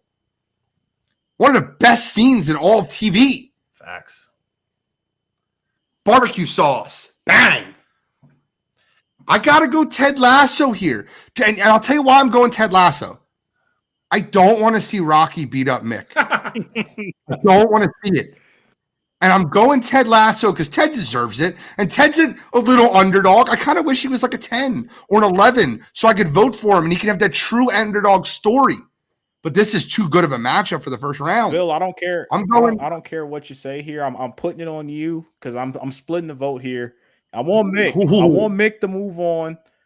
He's paid his dues. He's done his part. He died. He died for this. All right. He's done everything he could to move on. Mick, I got your back here. I'm putting it on Bill, and he's going to be the one to determine who moves on. This is tough. Obviously, kind of the hometown, heartstring tug here with Mickey. Obviously, Rocky being a Philly guy. To Cottrell's point, he did die for this. He did die to get into this bracket. Paid the ultimate sacrifice to get in this contest. Ted Lasso is a guy that, Gene kind of hit it on his head. He's a guy that just tries to stay positive, and he's a guy you talk to and you just learn things about yourself. What are we waiting for? I love Mick. I think Ted Lasso is just too good of a character. I got to go with Ted Lasso. I need you to do the score for me. 14-13. Why are we 14th round? Why are we scoring these this year? I'll give you 9 because I want to have 14. Oh, we're doing a negative. We can do -6 because he's 6 feet up. Never mind. Wow. I didn't mean that. That. All right. Ted Lasso wins round. All right. Now, see, this is now if it was Ivan Drago versus Apollo Creed, we already know the winner of that matchup. Skull. It's Ivan Drago versus Adonis Creed. Adonis Creed. Now, let me just be clear when I say this. Drago being a 5 and Adonis being a 12, most people would think, well, Adonis has 3 movies to himself and Drago only has 3 lines in a whole movie. But this is where the character comes into play. And in a 12-5 matchup, I love Donnie. I love Adonis Creed. I'm a big fan of the Creed movies. But if he dies, he dies. I can't go against how great that he was the greatest Russian boxer ever. Ivan Drago. You will lose, Adonis. I'm not going to go first anymore. I'm doing that. I did it again. I'm going to stop. It's 3 in a row. I got Drago. We'll start rotating. Is this me or you then, Cottrell? Hey, doesn't matter because I think we know where this is headed. Do you? I think we do. Listen. I'll tell you what, Cottrell does not like Adonis. I don't know why he doesn't like the Creed movies. It's such a good movie. The hatred is hilarious. I will say this. I think Adonis is a very active 12 seed here. He beat the Sun, number 1. And Drago, for all his shit talk, he didn't win. Greatest Russian. He did kill his dad. Well, that's what I'm saying. And does he not get credits for revenging his father's death? He beat the Sun, kind of put Ivan back into kind of embarrassment back in front of Russia, in front of his people. I'll put this on Cottrell. I'll go with Adonis. I'm not gonna lie to you guys. Don't take this the wrong way. If we did this without talking about it beforehand, I would have never thought I would be voting for Drago. Bill would be voting for Adonis. Cottrell would be the deciding vote and go with God. Look, we got to do it the right way. We got to send Drago on to the next round because you mentioned it, Gene. He killed his dad. Yeah, you beat his son. That's a nice little consolation prize. Put your dad in the dirt, and then said if he dies, he dies. That's it. That's all you need. Gene brought up a good point. See, here's where it's tough, though. Gene did bring up a good point. Drago is by far the best villain in all the Rocky movies. It's not close. Don't hand me any other junk. But Adonis, he's got his own movies. It's close. It's a typical 5-12 seed like you see. It's a nail biter. Drago pulls it out. I'm okay with that. And guess what? Guess what? The Creed that everybody loves is because they bought Drago back and they had to bring his son in for everybody to love the story again. Everyone loves Creed 1 more than anything. Now you're going to make me want to change my vote. No, don't do that. Make Drago's going on. Move on and get it off the screen because if you're going to keep doing that, I'm going to change my damn vote. No, Adonis, yay. Best of luck. Have fun. The Drago family name is shit. It's 0 for 2 in these movies. They can't beat anybody that matters. 10-1? Yeah. What is this? Bro. Moving on. All right, we got Maximus from Gladiator versus Footsteps Falco. Now, look, this is a very live 13 seed. A lot of people don't know the game that Footsteps Falco blew, he was the quarterback of Ohio State. So Cottrell has some roots here. The Sugar Bowl that he blew was Ohio State. Now, he might actually still hate him from the Sugar Bowl. We never know. But I will not go first. I'm going to pass the buck to Mr. Cottrell Simpson to tell me if he's that loyal to Ohio State or if he still resents him from that Sugar Bowl. No. I got Shane Falco with the upset. Shane is my guy here. This is the Furman of our bracket. He's the Furman of the East. He's live. He should have been the 13, but he's like, you know what? We'll take it. We got a high-powered offense. We're going to move on to the next round. Shane Falco, you get a win in my book. So the guy that just says we have to do this the right way, and it comes out and picks an Ohio State Buckeye who blew a Sugar Bowl, couldn't get drafted in the NFL, and had to be a scab player. We don't care about maybe the best old school character in the history of movies. The guy was a general of the Legion Army back in Rome. They killed his wife, they killed his son, and he came back and avenged everybody's death and killed everybody. This isn't even close. This is not a Furman 13. This is like Drexel when they barely sneak in and they get their doors blown off by 32. The answer is Maximus Decimus Meridius going away. See, the problem with this is this, right? I don't know if I consider a gladiator a sport. Now, here's where you're going to get me, though. Later on in this tournament, I'm going to be voting for a guy that's in poker, right? So, like, I don't know how I can argue that, right? So, if I want help in that region, I think I have to make if he's in the tournament, we have to consider him in the sport. And if that's the case, I have to go with Maximus. I love Shane Falco. Footsteps Falco is the guy, but I'm going Maximus here, and the 4 seed is moving on. I almost went with the 4-13, though. See, now we have a playing game. And I'm telling you right now, I can see where this is going now. All right, we'll see how the playing game works. I'm 100%. I'm dug in here. I'm dug in on where I'm going and what happens at where I'm going. Shouting got to start us.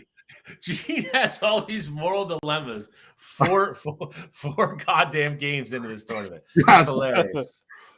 All right, we'll do the playing game first. Jake Shuttlesworth, he got game. Papa, Denzel, greatness, just whatever the dude touches, it is what it is. You know what he is. Clubber Lang, it's kind of what Gene's referencing. Some people believe, I'm not saying I'm on board with this, some people believe he's a better villain than Ivan Drago was. I am not of that ilk. I actually think this one's easy for me. So am I going first here? Yes, you're first. I'm going Jake Shuttlesworth. Okay. So I'm dug in. I know exactly where I'm going in both matchups at this point. I'm dug in. I'm going Jake Shuttlesworth in this first matchup. I think Rocky 3 is the second worst Rocky of all time. And that includes the Creed movies. Rocky 5's the worst, right? I think Clubber Lang sucks. And I've never been a Mr. T fan. I hated the movie. You know what Rocky 3 was? And I might get flack for this. I don't care. We did Rocky 1 and Rocky 2, and they were great movies. And now we're going to get all these A-list celebrities and throw them in a movie and make it and try to make it as good as the first and second. And it wasn't. It was terrible. They went back to 4. They got a no-name actor to play Drago, and then it became great again. 1, 2, and 4 are the bee's knees. 3 was terrible. Give me Jake, and I'm going Jake Shuttlesworth, 2-0. It doesn't matter what Cottrell says here. Jake Shuttlesworth. Rocky 3 was too Hollywood. It was. Hulk Hogan was in it. Respect. So much disrespect to Clubber. Clubber, I gave you a vote. You didn't get swept. All right. You went down 2-1, but that's okay. But see, I think that I'm going to get outvoted here, and that's okay. And guys, I'm going to be honest with you. This is such a bad vote by me. But I'm voting for Jake Shuttlesworth because, and by the way, he's a terrible person. Shot his mother. Like, he's a terrible person. He's in Pelican Bay. He's in jail. He's trying to scam his kid. What? Pushed her. Yeah, okay. He's trying to scam his kid. He's trying to scam his kid into going to a certain college so he can get out of jail early. Whatever it was called. But he is the greatest actor of all time, and that earns a vote for me, and I'm okay with losing 2-1, but I'm going Jake Shuttlesworth over Crash Davis. All right. I'm going next. You can't – I know what you're doing, and I'm not saying Kevin Costner is a better actor than Denzel Washington, but that's not really part of the criteria here. You're kind of cheating. It's the character they play, and the character they play – I mean, Jake's not even the best person in his movie, if we're being honest. You're right. You're right. No one's arguing. Crash Davis is all-time minor league home run hitter as a catcher, journeyman. Got the great feel-good story. Down in Durham, North Carolina, gets stuck there. Brings all the guys along and gets them in the major leagues, and just really never gets his shot. But the storytelling and the character, itself within the movie, hilarious movie. Crash Davis is a 3 seed for a reason. I will say the one thing about Jake that I do give Denzel credit for. Spike came out with the story. Less than a year ago, he was getting interviewed. He said that was a game that Jesus was supposed to win, and Jake wasn't supposed to score at all. But Denzel, being the guy that he is, he said, "I'm not getting shut out by Ray Allen and Jesus here." So he goes out, he plays hard, and he's putting up points. And, Ray Allen's looking at the directors like, hey, this isn't in the script, like, cut. And they're over there, Spike's telling them like, no, keep it rolling, keep it going. So I do give Denzel credit for that. But Denzel should have went home last round. I got Crash Davis here. He's moving on. Gene, you outvoted me with Clever Lane. I'm getting my get back here. Crash, main character in the movie. Christ. Jake, you're gone. You're gone. Go back to Attica. We don't need you anymore. That's fair. That's fair. I'm okay with losing on this one. I just wanted to give Denzel his roses. We got moral dilemmas. We got vengeful votes already. We're off to a flying start. Not vengeful. I think it's too much credit. The debate between Danny and Derek Dempsey in the chat is friggin' hilarious. They're arguing over if Jake made Jesus Shuttlesworth, and it's so funny. I love it. All right, guys, who's first on this one? I'll go first here. Teddy KGB, Jesus Shuttlesworth. We're talking about a guy. Gene alluded to his allegiance here earlier. Yeah. With his casino bets here, and you got Jesus, main character movie we just talked about here. Look, Teddy, I loved you. Thought the movie was great. You weren't the main character in your movie either. Jesus, better character. Loved the movie more. Give me Jesus to move on. Teddy, take your Oreos and hit the road, Jack. Yeah, see, keep that same energy when we get to Shooter. Talking about listen, keep the same energy. I'll go right the 6-11 upset. I'm going Teddy KGB. Jesus was a little crybaby anyway. I really couldn't stand the way he handled everything in that movie. Little whiner. Denzel Washington pushed him around. I'm going Teddy KGB. KGB, the Mad Russian, he was the guy splashed the pot whenever the hell he wanted. He had the pocket aces in the opening scene. He's still, listen, and even though Matt Damon beat him at the end of the movie, he was paying him back with his own money. He took $35,000 off him in the opening scene. Don't lie to yourself. Don't kid yourself. Teddy KGB, the Mad Russian. I'm going KGB here. In the 11-6 upset. I was dreading this. So we're just going to go down the criteria we mentioned. Jesus is obviously the main the main character in the movie. But but I mean, I would argue that Denzel kind of is too. KGB is not the main character in Rounders, obviously. I would say he is the better character, though. If you're going for catalyst of the movie, again, I think Denzel's the catalyst in He Got Game. I think he is, as much as the movie is about Ray Allen, it's also about kind of, Denzel's chance at, of kind of making good and kind of getting a second chance, even though he's kind of a scumbag about it. And Teddy's just Teddy. John Malkovich. Man. Don't do it. Don't do it, Bill. You don't have to do it. Oh. I just will tell you this. I can tell you the tell from the movie. And when he ate the Oreos, he had a hand. And when he didn't eat the Oreos, he didn't have a hand. The only thing I'll give Teddy, the only thing I want to take a shot at Teddy for is how the hell did he think that Mike was on a draw with that flop? Every draw, it was a rainbow flop to begin with. And what do you think? He had 4 or 5? The flop was 6, 7, 10. Of course he had 8, 9. Like, what draw was he on? You think he had 4 or 5? You think he was playing with 8, 4? Come on. Derek Dempsey's comment is hilarious.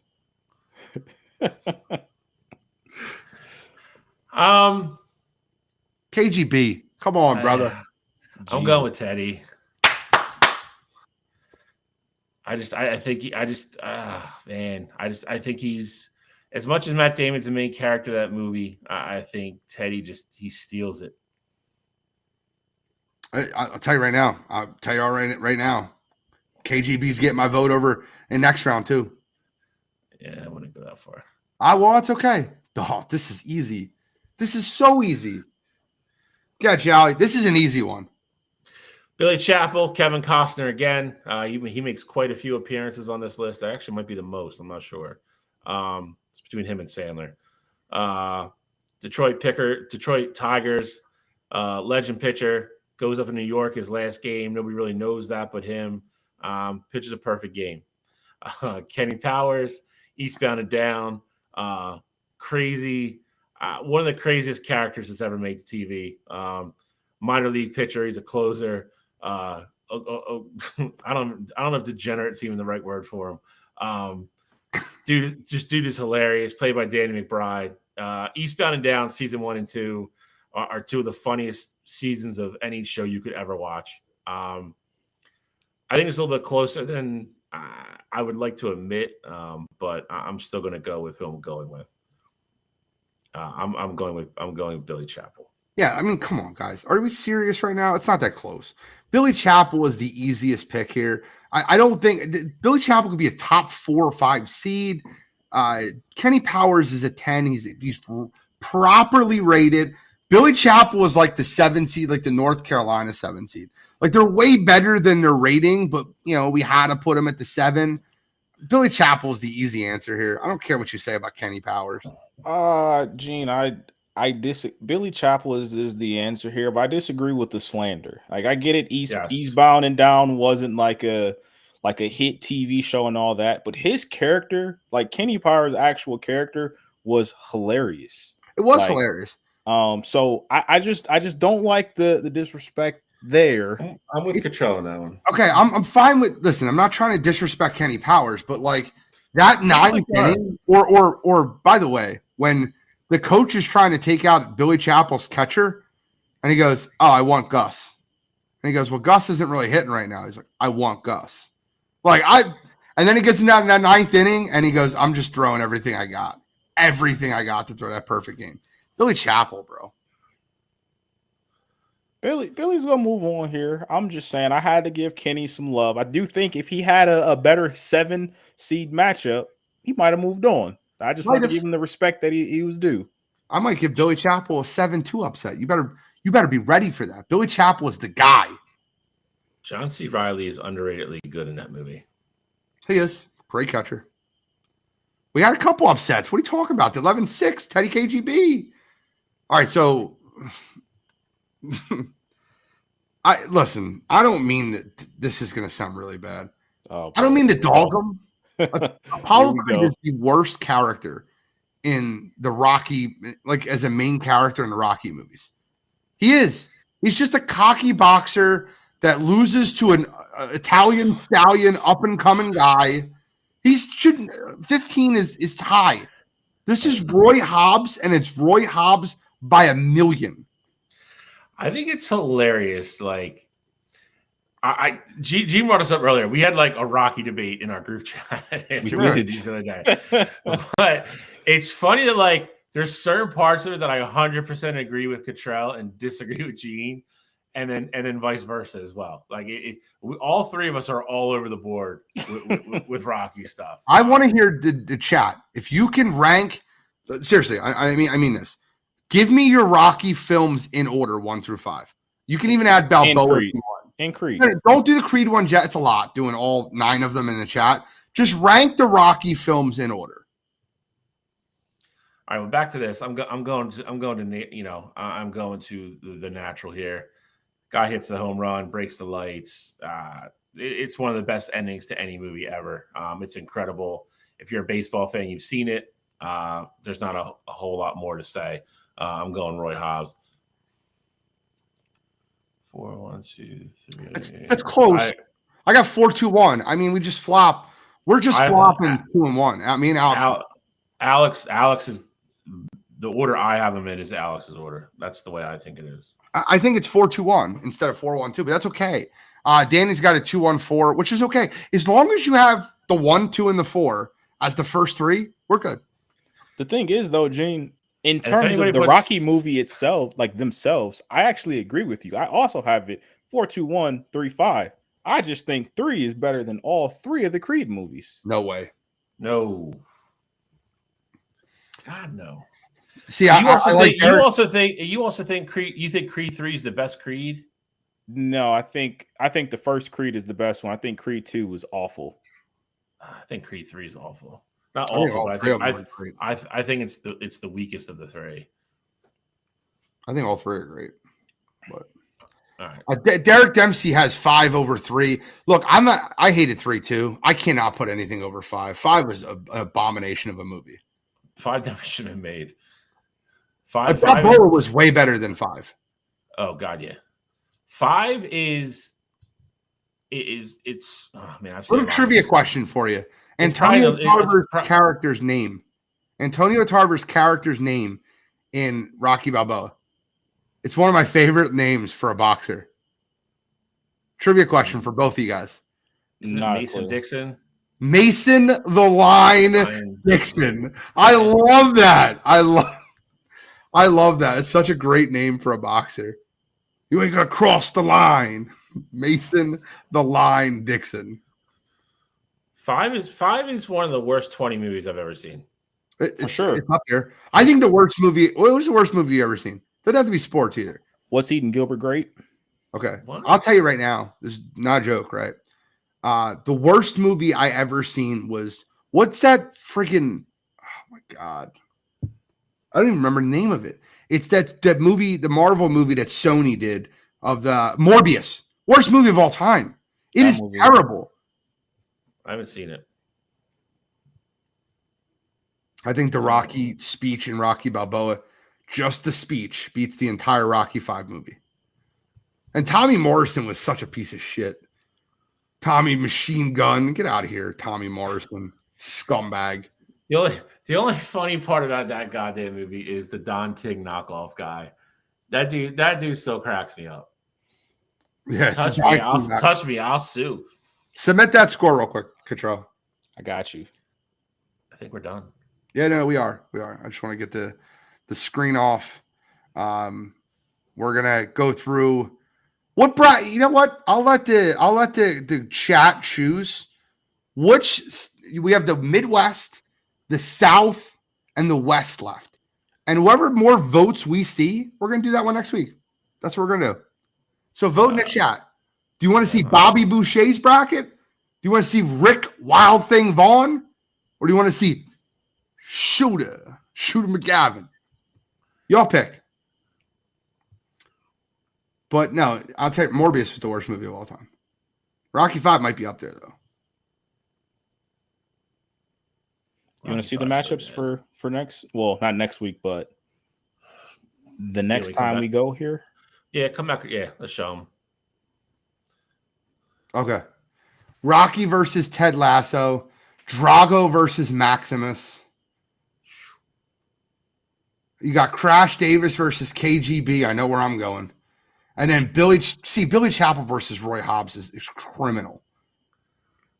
That's criminal. That's a tough one. Now, all right, let me ask you a question real quick. Billy Chapel, second inning of the perfect game. Like he's just rolling, right? Versus Roy Hobbs, one at bat. It's not one at bat, though. I don't know, man. You threw Roy Hobbs to anything inside, man. He got around it, and that's lights, camera, action. I don't think Chapel knew that though. Yeah, that's tough. It's a good matchup. Control just wants to be the main star. I keep going. It looks like a goddamn ghost. I feel like we got some college basketball. Top four. We did this last year. We're going to talk about the top four. These are projected brackets right now, way before the conference tournaments. But we're going to go over the projected college basketball top four in each region. And when I look at this, guys, it's almost criminal. Let me get your opinions first. But I think the East and South look very daunting. I would say one through. Man, see, I don't want to say that because I think Marquette and Alabama. See, I think Midwest is tough, man. I'm not gonna lie. Of all these regions, I think the one I'd want to be in the most is probably the Midwest. I mean, Marquette. They're nothing to sneeze at. But if Baylor's your 4 seed, then. Yeah, Marquette's tough though, man. They're tested now. I would say this: if you're not a 1 seed, yeah, I would say Midwest because I think Purdue is the worst team on the one line. I think Illinois is a 4, sucks. Agree. Auburn is kind of up and down, but UNC the 2, and we've talked about them numerous times. I do not want to play Iowa State. I don't want anything to do with Iowa State. In my bracket, San Diego State is kind of a poor man's Houston. Duke stinks, and Kansas lost at home again last night. Kansas is so up and down. Honest to God, if I had to pick one, I think the easiest one for me would be the West. Really, that's interesting.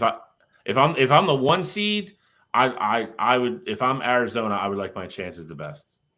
See, the only reason why I think I would go with the Midwest is because I think Arizona is a team. We've talked about them being up and down. We've talked about Kansas being up and down and them just losing random games. But I think those are 2 teams that can win the national championship. If I look over at the East, I think UConn and UNC, 2 teams that can win the national championship.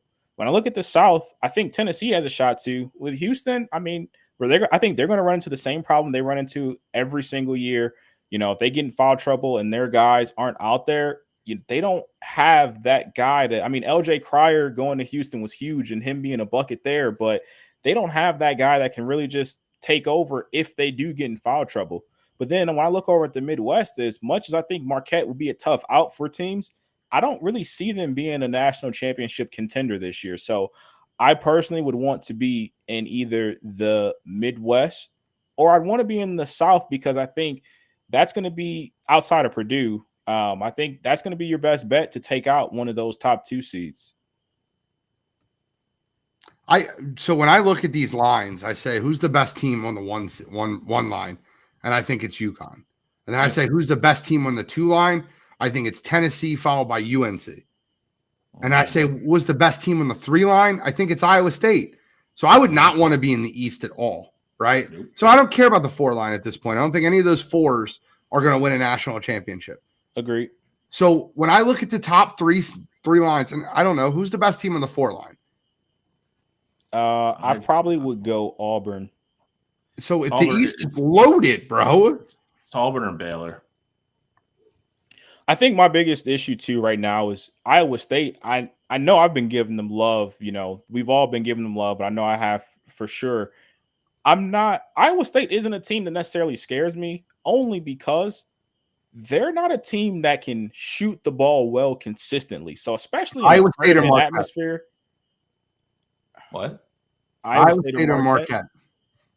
Because I look at Marquette as the worst two. Agreed. So if Iowa State is my best three, how does it look differently if Iowa State gets put into Marquette spot?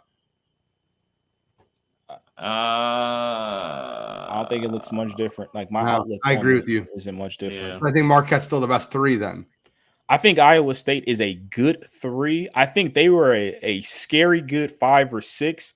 Them at 3, I'm not too like I don't know how their tournament would go in that scenario. I'll say that.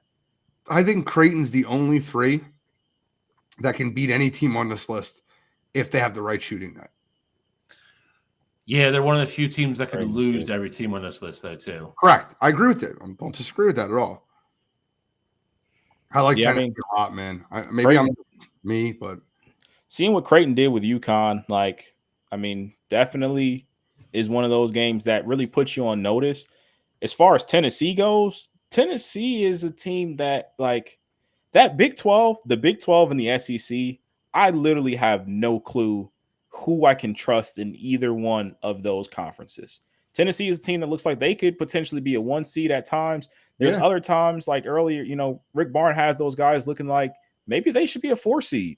Like, and then the SEC, those guys just consistently beat up on each other. Like Kentucky's looked like a team that should probably be like a 6 or a 7, but then they play Tennessee, that game goes down to the wire, and that's a great game. But then I see Kentucky face some of these other schools like South Carolina, and they look like fish out of water. So Kentucky, I have a lot of confusion right now. You know what I find interesting, though? Listen to this, right? Here's the coaches poll. Houston's a 1 seed, they're 1. UConn's a 1 seed, they're 2. Purdue's a 1 seed, they're 3. The coaches poll and the AP Top 24 have Tennessee as 4th overall. They have Marquette 5, Iowa State 6. And when you look at this, you got Iowa State as a 3, and they're 6th overall. You got Tennessee as a 2, they're 4 overall. Then you got Arizona as the 7, and UNC as the 8. When you look at that, it's tough for me to look at the East and say it's not loaded. It's tough for me to look at the South and say it's not loaded. I'm not necessarily saying the South isn't loaded. I do think the East is the hardest region of all these. And I think that's pretty clear. But the reason why I don't necessarily think the South is fully loaded is we talked about Creighton being able to have that ability to lose to any team or beat any team. I think Houston is the most beatable 1 seed here. I know I'm on my island with that. I know you guys think it's Purdue, but I think it's Houston. I think if Houston goes up against a team that is a high-powered offense and they have guys that get in foul trouble, they're going to be in for a hard night, because if you stop LJ Cryer and you don't let him go off for 30 in a game, they're going to be in trouble. This isn't the Houston, of years past that had the Sasser and, their other great players to complement each other. This is a team that they're going to hold teams to 65 points or less, and they're going to just do what they need to do. So I got the same problem in Houston as I have pretty much every year with them. How hilarious is Creighton, though? They beat UConn by 20, and then they get smashed by St. John's. Like, it's so different. Like, the NCAA tournament, like, you'll never see a perfect bracket ever picked, ever. Never. Because it's so wild how college basketball is right now. But like, you might have been able to pick one 25 years ago. Yeah, not anymore. Never. I would say even with St. John's, though, like, that's a team that they're in such a weird situation. We talk about, Purdue losing to Ohio State. St. John's is a team where Rick Pitino went to the media and absolutely ripped them. Talked about how he hated coaching and this is the worst team he's ever coached and all this stuff. And then they go out and beat a team like Creighton. So the motivation in February is so different than, what happens in March. Because I don't think if this was the tournament, I don't think there's a snowball's chance in hell St. John's is beating Creighton at all. I know it was a upset kind of thing, but the motivations in February are crazy. It's fair. No one's arguing with you. I just think it's interesting. I'm looking to see how everything lies out. Creighton also has their top, and the funny thing about Creighton is their top 8 players have played almost every game. Like they've had almost zero injury issues. And the nice thing with them too, as well, like right now, McDermott has come out and said, like, I know Ohio State had some interest in potentially want to interview him. McDermott basically came out and said, hey, I'm staying at Creighton. I've been here all these years. Creighton is my home. Like, I'm staying put. So that has to boost a lot of those guys' confidence as well, just knowing that their coach is going to be there for them and all that too. So I think Creighton's in a very good spot. Why don't you drive down here for March Madness? Watch it with us. If you guys weren't 8 hours away, I would definitely do Only it. 8 hours, bro. It's only 8 hours. Before we wrap up here, though, I did want to ask you guys: is there anybody not here in this top 16 that you think has a shot to win a national championship?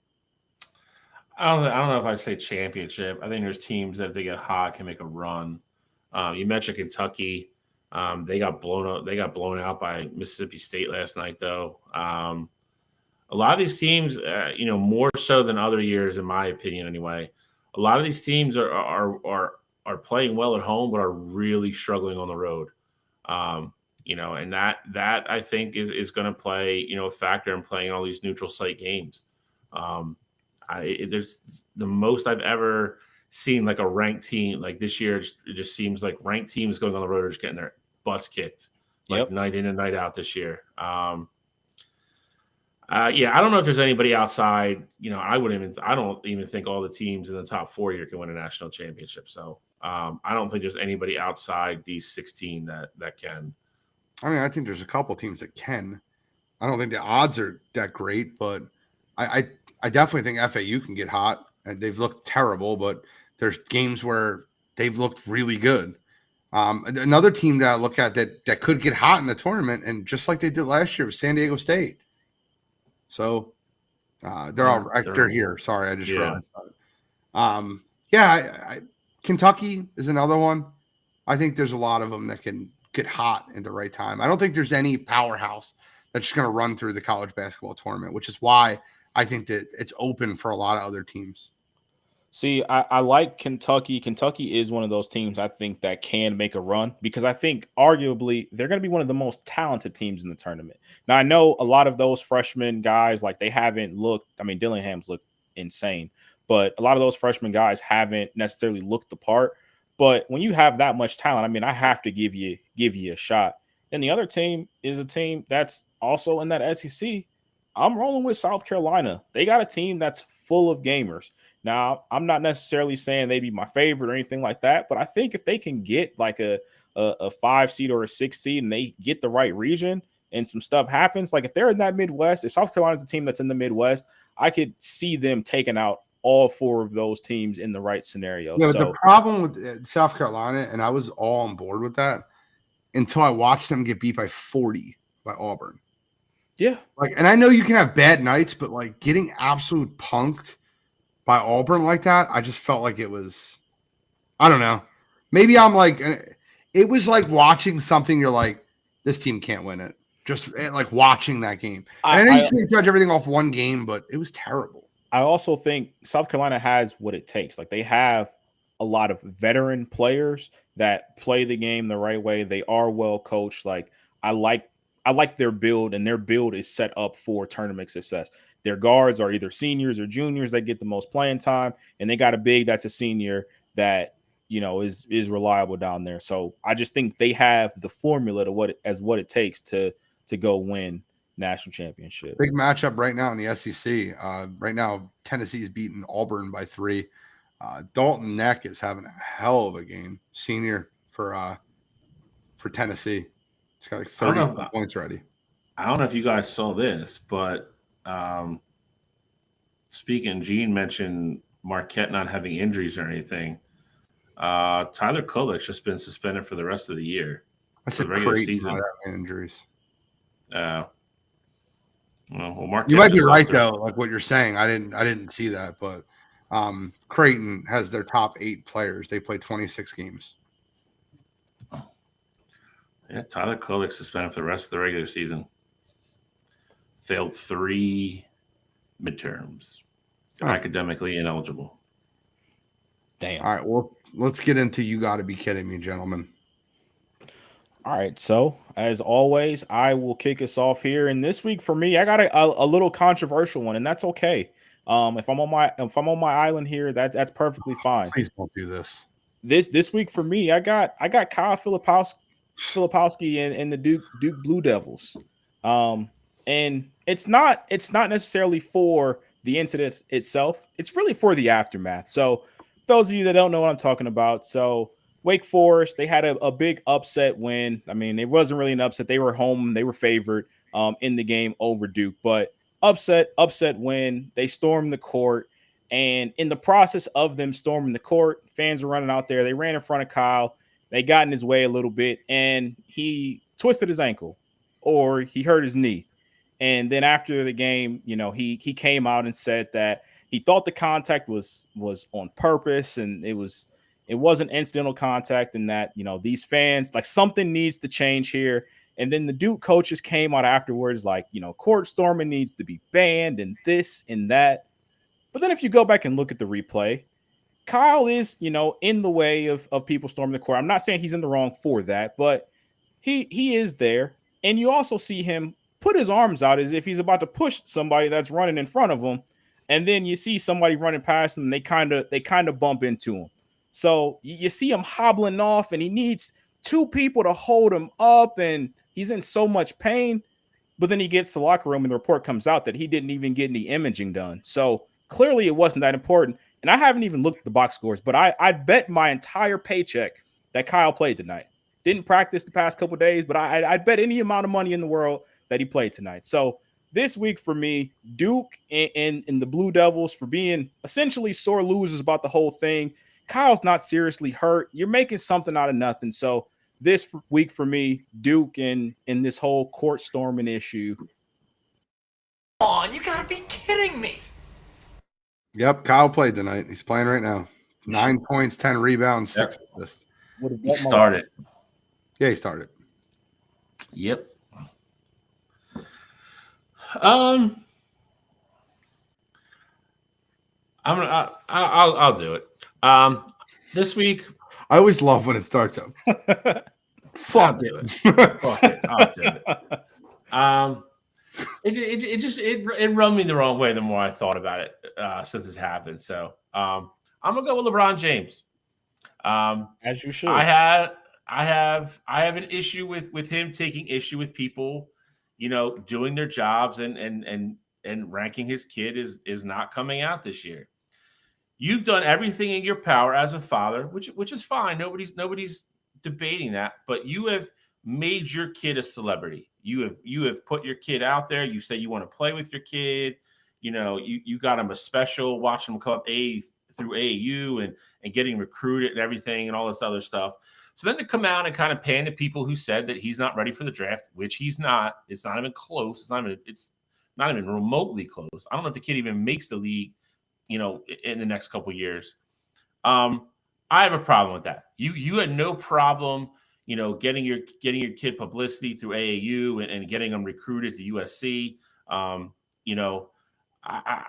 just, for as much as LeBron loves the spotlight, and he does, and to point on your kid again, I don't have a problem with that. You can't come out and trash the guys who are just simply doing their job at a recruiting website or a projection website. That's what they're supposed to do. Your kid's not ready for the draft. It's not even close. He barely plays for USC as a freshman. He's just not ready. And there's nothing wrong with that. Not everybody's going to be LeBron James. He should know that better than anybody. But to kind of take aim at those guys and the flack that those guys got, for all the LeBron, nut riders, I have a problem with that. I think he honestly should apologize. I don't think he did anything wrong. Bronny is just simply not NBA ready yet. He may never be. But to just really come down and use the weight of your celebrity and your influence, on people to come down on these guys that were just doing their job, that's kind of a shitty move by LeBron James. Come on, you gotta be kidding me. Mine is so easy, and I'm so glad neither one of you guys used it. Mine's Miko Hardman. I don't know if you've seen his interview on the Pivot But like this guy is one of the most delusional people I've ever listened to in my entire life. So I'm going to read through a couple different excerpts of what he said. Joe Douglas commented and said, I'll just say the comments definitely resonated with me. In a wide-ranging interview on The Pivot, hosted by Ryan Clark, Hardman was critical of the Jets' culture and detailed his issues with the team. He said he was so frustrated by his lack of playing time by week 4, a home game against the Chiefs. Quote unquote, I'm telling you right now, I was so checked out, like it was over with. I had already talked to Chiefs GM Brett Veach and Pat, like, come get me. 2 weeks later, he was traded back to the Chiefs. Well, I don't know if Mecole understands what the definition of tampering is. Now, the Chiefs and Mecole Hardman are being investigated for tampering. Now, Mecole has already retracted those comments, saying he didn't talk to anybody and this, and that. But he was feeling himself on this podcast. He started saying that things like they had no culture. I was checked out. But the part that really kind of got to me was how he started listing of how much of a winner he is. Well, I've won 2 Super Bowls, and like they need to, be under. This is not going to work because I know what winning is. Mecole Hardman is not a winner. He's a product of a winning environment. For you to go to the Jets and be like, well, they had no plan. Yeah, they lost their starting quarterback. If you thought Nathaniel Hackett was the offense coordinator of that team, you were out of your friggin' mind. I don't care if he has that title. The offense coordinator of the New York Jets is Aaron Rodgers. It's the same reason Peyton Manning was the offensive coordinator for the Colts and the Denver Broncos. Adam Gase got 2 head coaching jobs because he stood next to Peyton Manning. It happens. He's not the OC. When Aaron Rodgers got hurt, the season for the Jets went down in flames. You got beat out by a rookie, Xavier Gibson, and you got beat out because he was not checked out. He was giving 150% effort. Why you thought you were entitled to a starting position on a team because you'd won a Super Bowl with the greatest quarterback in the NFL. Mecole Hardman really was feeling himself on that interview. And for that reason, Mecole Hardman, for the tampering and for him saying about the winning culture that he brings to the franchises. Come on, you gotta be kidding me. What an absolute joke. Yeah, I mean, I think how he said it was definitely the wrong way, but I mean, him being in Kansas City as long as he was, I do think it does have some credence to say like he knows what winning culture is like. And I'm sure it was frustrating as hell being on that Jets team, knowing week in and week out that there was nothing that was going to change on that offense. Now, I'm not saying that means he should have been checked out or that he didn't lose his job to Xavier Gibson fair and square, but I'm also saying that I do think that Jets offense was probably a shit show the moment Aaron Rodgers went down the rest of the way. Like, I don't know what adjustments they made. I don't know what anything looked differently on that offense. So I think he made some points, but he also made himself look like a dumbass. But I forgot this part. He also talked about in the interview, behind closed doors coaching conversations that were had with him, talking about the Jets special teams coach. He exposed me in front of the whole special teams. Like, look at this bullshit right here, showing my drops on the punt return. Then come the game and you want me to return punts? Nah. Telling me I'm going to remember it. What are you going to do, bro? I'm not starting. I'm fitting to leave. So what's the worst you're going to do to me? That is not a teammate. That's an absolute joke. That's terrible. So I want to add that part. Mecole Hardman is such a loser. Like, fun show, gentlemen. Fun show. Fun. Feng Shui. A very feng shui house. All right. Well, thank you guys for tuning in. I appreciate all you guys in the comments and the chat. Any final comments? Any thoughts? Cottrell. My final one, I forgot to bring him up during the "You Gotta Be Kidding Me" segment, but Damon Arnett gets a slight "You Gotta Be Kidding Me." It just so happened I was going with Duke the whole way, but Damon Arnett getting caught with meth, I mean, completely messed his life up.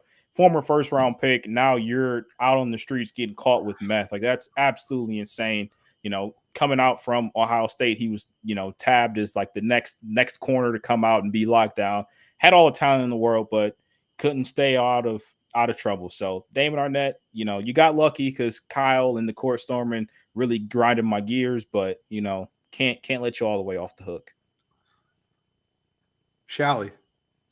Yeah, I got two. All the crazy people. F1 does start this weekend. Tune in. Starts Saturday morning. And last but certainly not least, got to wish you happy. It's a little bit belated because his birthday was Monday. But to my nephew, Jonathan David Wiley, the man, he watches our show more than a lot of people do. He sits there and watches with Travis all the time. Sits in his chair. He knows everybody on the TV now. So we celebrated on Sunday. Just want to wish the little guy a happy birthday. And that's all I got. Well, I'll wish a quick happy birthday to Jackie Brancato. I'm not sure how much she watches the show, but Billy does constantly. And Jackie is like the sweetest person in the world. So happy birthday, Jackie. Appreciate everybody that tuned in this week. Appreciate everybody in the chat. Thank you so much for tuning in to Wire to Wire. Tomorrow morning, we'll have the morning show, 9 to 10. And then tomorrow night, we got the N1 podcast. We got shows for you every day of the week. Keep tuning in the Wire to Wire. We're building. We're growing. We're going. Thank you. Take care.